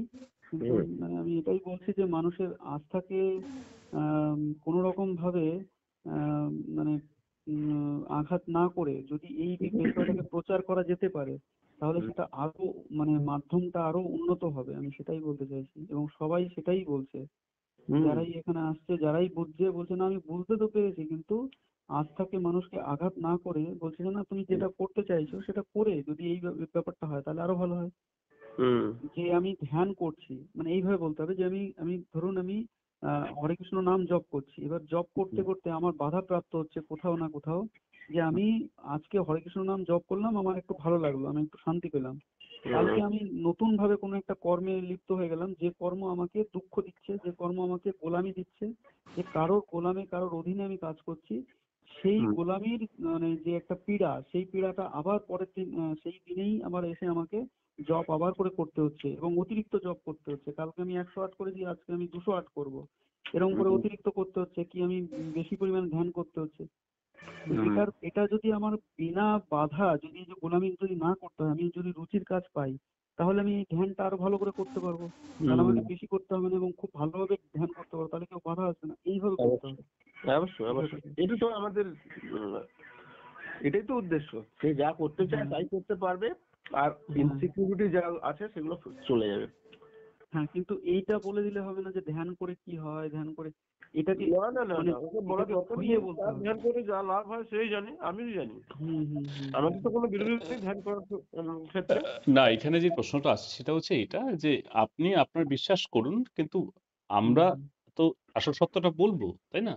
যারা এইসব বিষয় নিয়ে তত্ত্বগতভাবে যারা আসল এগোচ্ছেন, সত্যটা বলতে গেলেই সমস্যাটা হবে। না সেটা তো সেটা তো হ্যাঁ, নাজবাবু যেটা বলছে, কিন্তু আমাদের দর্শনের যে বিষয় সেটা তো রাখতে হবে না, কারণ উনি তো এই ফলাফলই তো পাবেন, তাই না? আসলেই তাই। না আমরা এমন করে তো রাখি, মানে যদি দেখেন তিনি ধ্যান তপ করছেন, যা করছেন, কিন্তু বাস্তবে তার কিছু তো সমস্যা হচ্ছে জীবন চালানোর ক্ষেত্রে। আমরা সেই সমস্যাকে অ্যাড্রেস করি, সেটা অ্যাড্রেস করতে গিয়ে যদি তার দর্শন এখানে আমাকে বাধা দেয় যে না সব মানুষকে কি সুখী করা যাবে, সব মানুষকে সুখী করা যাবে না, মানুষ কর্মফলে সিদ্ধান্ত যখন শোনাবে, তাহলে তুমি সুখী হতে চাইছো কেন? যা হচ্ছে তা তোমার কর্মের ফল, তুমি ভোগ করো। তাহলে এখান থেকে এক্সপেকটেশন করছো কেন যে আমি সুখী হব? মানে তাকে তখন লজিক্যালি যেতে হবে, তার ধ্যান তার কাছেই থাক। জীবনের যে মান তাকে উন্নত করা যায় ব্যবস্থা তৈরি করে, সে তো আমরা প্রমাণিত দেখছি ইতিহাস। এবং আগামী দিনে এটাকে আরো বেটার কি করে যায় তার জন্য সম্পূর্ণ সমাধান ব্যবস্থা। এবং তার যে ধ্যান, তার যে তপস্যা, তার যে ধারণা যদি আমাদের সঙ্গে কোথাও বিরোধ তৈরি করে, সেরকম কোশ্চেন তৈরি না করে, তাহলে তার কাছেই থাক। যখন তিনি চ্যালেঞ্জ করবেন যে এই ব্যবস্থা এইভাবে করা যায় না, তখন হুম। কোথায় যায় না সেই ব্যাপারে কথা বলতে গিয়ে যদি তার দর্শনকে সাবমিট করতে হয়, তখন তিনি আলোচনায় নিশ্চয়ই অংশগ্রহণ করবেন যে কোথায় কোথায় এই দর্শনের ভুল ভ্রান্তির জন্য আমাদের এই হ্যাঁ, এবার যদি কেউ, হ্যাঁ ঠিক বলেছেন, এবার যদি কেউ যদি এটা বলে যে না, সম্পূর্ণ সমাধান ব্যবস্থা এটা দিতে অক্ষম এবং এটা দিতে একমাত্র আমার দর্শন মানে আমার আধ্যাত্মিকতাই একমাত্র পারে এই সমস্যার সমাধান দিতে, তখন কনফ্লিক্ট চলে আসে, তখন তাকে মানে ভুল প্রমাণ করা ছাড়া দ্বিতীয় কোনো রাস্তা মানে নেই। আর এটা একমাত্র ভুল প্রমাণ নয়, এটা একটা বাস্তব জিনিস বলা ছাড়া, সত্য বলা ছাড়া দ্বিতীয় কোনো রাস্তাও নেই। না, ঠিকই বলেছেন স্যার। সে তো তিনি যখন এটা বলছেন তাহলে তিনি ধর্মীয় আধ্যাত্মিক গুরু, তিনি ফলোয়ার নয়। মানে তিনি এটাকে প্রচার করছেন তার সঙ্গে আরো অনেকজনকে নিয়ে আসার জন্য, তার মধ্যে তার সঙ্গে আমাদের এটা ভেবে, দর্শন এটা ভেবে যে না, আমি যেভাবে চলছি, আমি যে মানে ফলাফলটা পেয়েছি, ওই ফলাফলটা আমি সবার মধ্যে ছড়াবো এবং সেই মাধ্যমে আমি ব্যবস্থাকে ঠিক করব। কিন্তু বর্তমানে এত এত গুরু এসেছে, সে কেউ কি ঠিক করতে পেরেছে? আধ্যাত্মিকতা কি সেই পরিবর্তন করেছে? যদি না করতে পারে তাহলে নিশ্চয়ই কোথাও না কোথাও মানে খামি আছে, মানে ব্যবস্থার আধ্যাত্মিকতায় দুর্বলতা আছে। তাহলে কি, কেন এত মানুষ যাচ্ছে না ওখানে, আধ্যাত্মিকতা গ্রহণ করছে না? এইভাবে ব্যাপারটা আর কি। ঠিক ঠিক। আপনি দেখুন, এই যে ফলাফল যদি ধরি আমরা, এখন দেখুন রাম মন্দির ওপেনিং হবে বা প্রাণ প্রতিষ্ঠা হবে, এই তো দুদিন পরেই। তো সেখানে কিন্তু বহু সন্ন্যাসী, বহু দরিদ্র মানুষ যারা ঈশ্বরকে বিশ্বাস করেন, তারা কিন্তু সেখানে গেছেন, উপস্থিত হয়েছেন। তারা কি কোন আশাতে গেছেন? তারা তারা সেখানে একটা তো আশা আছে যে সেখানে আমরা থাকা খাওয়ার ব্যবস্থা আছে, সেখানে চিকিৎসার ব্যবস্থা আছে, আমরা ভালোভাবে সেখানে থাকতে পারবো। যখন থাকা খাওয়ার ব্যবস্থা, চিকিৎসার ব্যবস্থা করবে, এটা কারা করবে? তারা কিন্তু, ভক্তরা কিন্তু ভাবছেন যে ঈশ্বরের তরফ থেকেই আসছে এটা, তারা এই বিশ্বাসটা করছেন। যে ঈশ্বর মানুষ হিসাবে আছেন, হ্যাঁ, কিন্তু যারা ব্যবস্থাপনা করছেন তারা তো ডোনেশন নিচ্ছেন, তারা তো কেউ কোনো বিজনেসম্যান, কেউ কোনো ভক্ত ডোনেট করছে টাকা পয়সা, অর্থের মাধ্যমে সেই বিষয়গুলো তৈরি হচ্ছে, তাই না? কিন্তু একদম নিপাট যে বিশ্বাসী ভক্ত, যারা ডোনেট করছেন তারা ভগবান, তারা ভগবান তাদের সদ্বুদ্ধি দিয়েছে এবং ভগবান তাদের মানে ভগবানই তাদের মাধ্যমে দিচ্ছে। এইভাবে ঘুরে ফিরে কথাটা আসবে যে ভগবানই দিচ্ছে। হ্যাঁ, যখন এই বিষয়টা লাগাতার চলতে থাকবে, যখন দেখবেন যে সেই বিষয়টা কন্টিনিউ হচ্ছে, তখন তো নিজেরাই বুঝতে পারবে যে ধর্মীয় বিশ্বাস কোনটা এবং আমাদের ব্যবস্থাপনা কোনটা, দুটোর মধ্যে পার্থক্য তখন তিনি করতে পারবেন প্র্যাকটিক্যালি, যখন তিনি নিজে সেই বিষয়ের সঙ্গে যুক্ত হবেন। এটা বাস্তবে বাস্তবে কি বলুন তো স্যার, এই যে যারা ডোনেশন দিচ্ছে, আমার মনে হয় এনারা মানে এই খারাপ ব্যবস্থাকে আরো মজবুত করার জন্য বা এই বিষয়টাকে আরো স্পষ্ট মানে গরিবদের আরো তাদের গরিব স্থিতিকে বজায় রাখার জন্য, এটাকে আরো আরো মানে এর ভিতকে মজবুত করার জন্য এর উপরে ডোনেশনটা দিলে কাজ হবে। এই জন্য সরকারও ডোনেশন দিচ্ছে, প্রচুর মানে বড়লোক তারাও ডোনেশন দিচ্ছে। দেখুন, তাছাড়া তো কোনো বিকল্প নেই না, দরিদ্র মানুষকে তো মানুষ সাহায্য করবে। আবার এখন মানে এইভাবে দিচ্ছে, মানে দরিদ্র মানুষকে তার স্থিতিতে মানে ধরে রাখার জন্য মন্দিরের রূপে একটা ভিত তৈরি করে দিচ্ছে, যে ওই গরিবকে বা গোলামকে ঠিকভাবে পরিচালিত যাতে করা যায়, সেই জন্য এটাকে মজবুত করতে হবে, এই হিসাবে তারা দেখছে। এবং মানুষের আস্থা রয়েছে, কমসে কম তারা বিদ্রোহ যাতে না করে, অন্তত গরিব যাতে তাদের স্থিতিতে বজিয়ে থাকে এবং বিদ্রোহ না করে তারা তাদের গোলামিকে স্বীকার করে নেয় যে না, ভগবান যেটা করছে সেটা ভগবানই করছে, অতএব আমার আজকে যা স্থিতি সেটা আমি এর জন্য আমিই স্বয়ং দায়ী। এটা ভেবে সেই গরিব তার নিজের স্থিতিতে থাকবে। এর জন্য সে যাতে মনে না করে যে আরেকজন দায়ী, মানে সমাজের অন্য বর্গ দায়ী, এটা না মনে করে যে ভগবানই দায়ী, তো সেটা মানে নিজেকে স্বীকার করে সেই গোলামি করবে বা এরকম কিছু। তো এই জন্য যারা উদ্যোগপতি আছে বা সরকারি সংস্থা আছে, তারা এই জিনিসটাকে আরো উৎসাহিত করে ওই জিনিসটাকে করার জন্য। না, এখন তো পুঁজিতান্ত্রিক সমাজ ব্যবস্থা, ফলে এখন তো কিছু করারও নেই। এখন যদি কোন দরিদ্র মানুষ যদি বিত্তশালী হয়, সেও তো ওই একই পথ অনুসরণ করবে, সেই একই পথ অনুসরণ করবে। কারণ এখন তো সিস্টেমটাই তো এইভাবে চলছে না, সিস্টেমটাই এরকম যে কারোর লস হবে, কারোর লাভ হবে, কেউ শোষণ করবে, কেউ শোষিত হবে। শোষিত হবে। এটা তো ব্যবস্থাই এরকম ভাবে আছে। ব্যবস্থাই এরকম, আর এখানে কোনো সমাধানও নেই, তো অতএব এখানে তো কাউকে না কাউকে তো এই জায়গায় তাকে স্বীকার স্বীকার করতে হবে, এই জায়গায় যে গরিব তাকে স্বীকার করেই নিতে হবে। যাতে সে উৎপাত না করে, সমাজের ব্যবস্থা না যাতে গড়বড় না হয়, সেই জন্য এগুলো রাখতেই হবে। হ্যাঁ, এটা একটা সে তো মৌলিক। সাহায্য নিতে বাধ্য, তাই না? কারণ তাকে তো বাঁচতে হবে। হুম, এটা তো অবশ্যই। আছে, এটা ব্যবস্থাগত সমস্যা, কিছু নয়। হুম, তো আমরা আরেকদিন আলোচনা করব, হয়তো আমরা লাইভেও আলোচনা করতে পারি, যেই টপিকটা আচ্ছা স্যার। কিছুটা আলোচনা হলো, সেটা হচ্ছে যে এই যে ঈশ্বর জগৎকে নিয়ে হুম, এখানে তিনটে বিষয় আছে, যে যে ঈশ্বর, যে পরমাত্মা, আত্মা এবং প্রকৃতি। হুম, ঠিক আছে, এই বিষয়টা নিয়ে আমরা পরে একটা আলোচনা করব, ঠিক আছে? Okay sir. যেখানে আমরা বাংলাতেই, আপনিও থাকবেন, লাইভ আমরা একদিন ঠিক করে এটা, এবং ধর্ম, বিশ্বাস, এইসব বিষয়গুলো সেখানে আসবে, ঠিক আছে? তাহলে স্পষ্ট হবে বিষয়টা আরো, যে ওকে স্যার। যে বিশ্বাস কি করে তৈরি হয় এবং ধর্মগুলোর অর্থ কি, ঈশ্বরের অর্থ কি, মূলত যে সৃষ্টিকর্তা বা পরমাত্মা এবং যে জীবাত্মা বা আমরা যে আছি, প্রাণী জগৎ বা এর প্রকৃতি, এই তিনটে বিষয়, এই তিনটে বিষয়কে নিয়েই ঘুরে ফিরে রয়েছে, যেখান থেকে ওই দ্বৈতবাদ উঠে এসছে, সেই বিষয়গুলো নিয়ে আলোচনা করব, ঠিক আছে?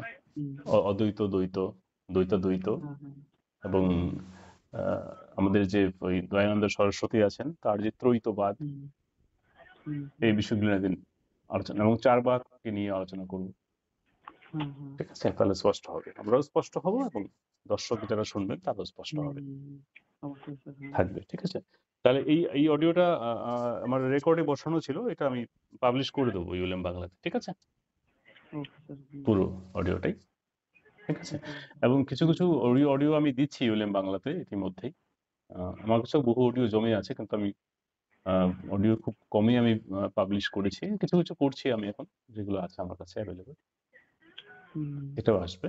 তো সেটাই, এবং আমাদের কমিউনিটি ট্যাবটাও আছে, এখানে আমি কিছু কিছু লেখাও আমি পোস্ট করবো এরপর থেকে ধীরে ধীরে, ঠিক আছে? হ্যাঁ, আমি মাঝে একটু ব্যস্ত ছিলাম, আমারও একটু ঘর চেঞ্জ করার ব্যাপার ছিল, আমার বাড়ি চেঞ্জ করেছি এখন, তো এই জাস্ট কদিন থেকে আমি পোস্ট করা শুরু করেছি ভিডিওগুলো, এরপর লাইভে আসবে, আপনার সমস্ত কিছু নিয়ে আলোচনা করবো। এবং প্রাংশুবাবুর সঙ্গে আমার কথা হয়েছে একবার, যে উনিও আমাদের বাংলা চ্যানেলে লাইভে আসবে, তার সঙ্গে আলোচনা করব, আপনিও থাকবেন, ঠিক আছে? কোনো সমস্যা নেই। প্রাণাংশু বাবু কি বাংলা বলতে পারেন? হ্যাঁ, বাংলা বলতে পারেন। হ্যাঁ, উনি বাংলা বলতে পারেন? হ্যাঁ জানি হ্যাঁ, না আমি। ওনার সঙ্গে আমার কথা হয়েছে, যে বলে হ্যাঁ বাংলা? হ্যাঁ আমি থাকবো, ইউএলএম বাংলাতে থাকবো। তো আরে বাংলায় যদি কথা হয়ে থাকে তাহলে বাংলায় ডাকুন না ওনাকে, আমার হ্যাঁ খুব হ্যাঁ, দরকার ওনার সঙ্গে। তাহলে আমরা পরের শুক্রবারে রাখতে পারি, হ্যাঁ ডাকুন। পরের শুক্রবার, ঠিক আছে? সাবজেক্টটা ঠিক করে নিয়ে হয়তো এই সাবজেক্ট যেটা আমি বললাম এটাই থাকতে পারে। এবং প্রাণাংশু স্যারের মানে নলেজ অনেকটা মানে ভালো, মানে উনি খুব ভালোভাবে বক্তা হিসেবে খুব ভালো, মানে খুব ভালো রাখতে পারেন উনি কথাকে। হ্যাঁ হ্যাঁ নিশ্চয়ই। হ্যাঁ, ওনার কথা অনেক স্পষ্ট, ওনার ভয়েস খুব ভালো, ভয়েস খুব ভালো, এবং উনি কথাকে খুব গুছিয়ে বলতে পারেন। আমি হয়তো গুছিয়ে বলতে পারি না, আমার এটা একটা দুর্বলতা বলতে পারেন, কিন্তু উনি খুব, হয়তো আমি বুঝি কিন্তু ব্যক্ত করতে পারি না, কিন্তু উনি সেটাকে খুব গুছিয়ে মানে গুছিয়ে বুঝিয়ে বলতে পারেন। এটা একটা ওনার মধ্যে একটা খুব মানে স্ট্রং একটা ঠিক আছে, দেখবেন যখন বাংলা আলোচনা করবো তখন দেখবেন আমরা এই উনি যেটা গুছিয়ে বলতেও পারছেন না, সেটা আমরা গুছিয়ে উনি বলতে পারবেন, বা আমাদের সেই প্রশ্ন করে আমরা সেটা বুঝে নেব। এবং যেটা সিরিজের সঙ্গে লাস্ট অডিও ছিল, সেখানে তো স্পষ্ট করে উনি বলতে পারেননি ওনার প্রশ্নটা, আমার তো তাই মনে হয়েছে। এই অডিওটা এতটা লম্বা হতো না উনি যদি স্পষ্ট করে প্রশ্নটা করতেন শুরুতেই। 1 ঘন্টা যে অডিওটা, হ্যাঁ হ্যাঁ, এটা তো 20 মিনিটে শেষ হয়ে যেত। তো উনি মানে সেটাকে অনেক দেখিয়ে গুছিয়ে, হ্যাঁ, স্পষ্ট প্রশ্নটা কোথায় আছে, কোথায় সংশয়টা আছে, সেটা স্পষ্ট করে বলে দিলেই হয়, তো সিরুজি খারাপ কিছু পাবে না, সেই বিষয়টাই নেই, সেটাই। তো ঠিক আছে, আমরা এগুলো নিয়ে ডিটেলস আলোচনা করবো স্টেপ বাই স্টেপ, ঠিক আছে? হ্যালো, হ্যাঁ বলুন। তাহলে রাখছি এখানেই আজকে। ওকে ওকে, গুড নাইট সবাইকে। Good night, good night. Good night sir.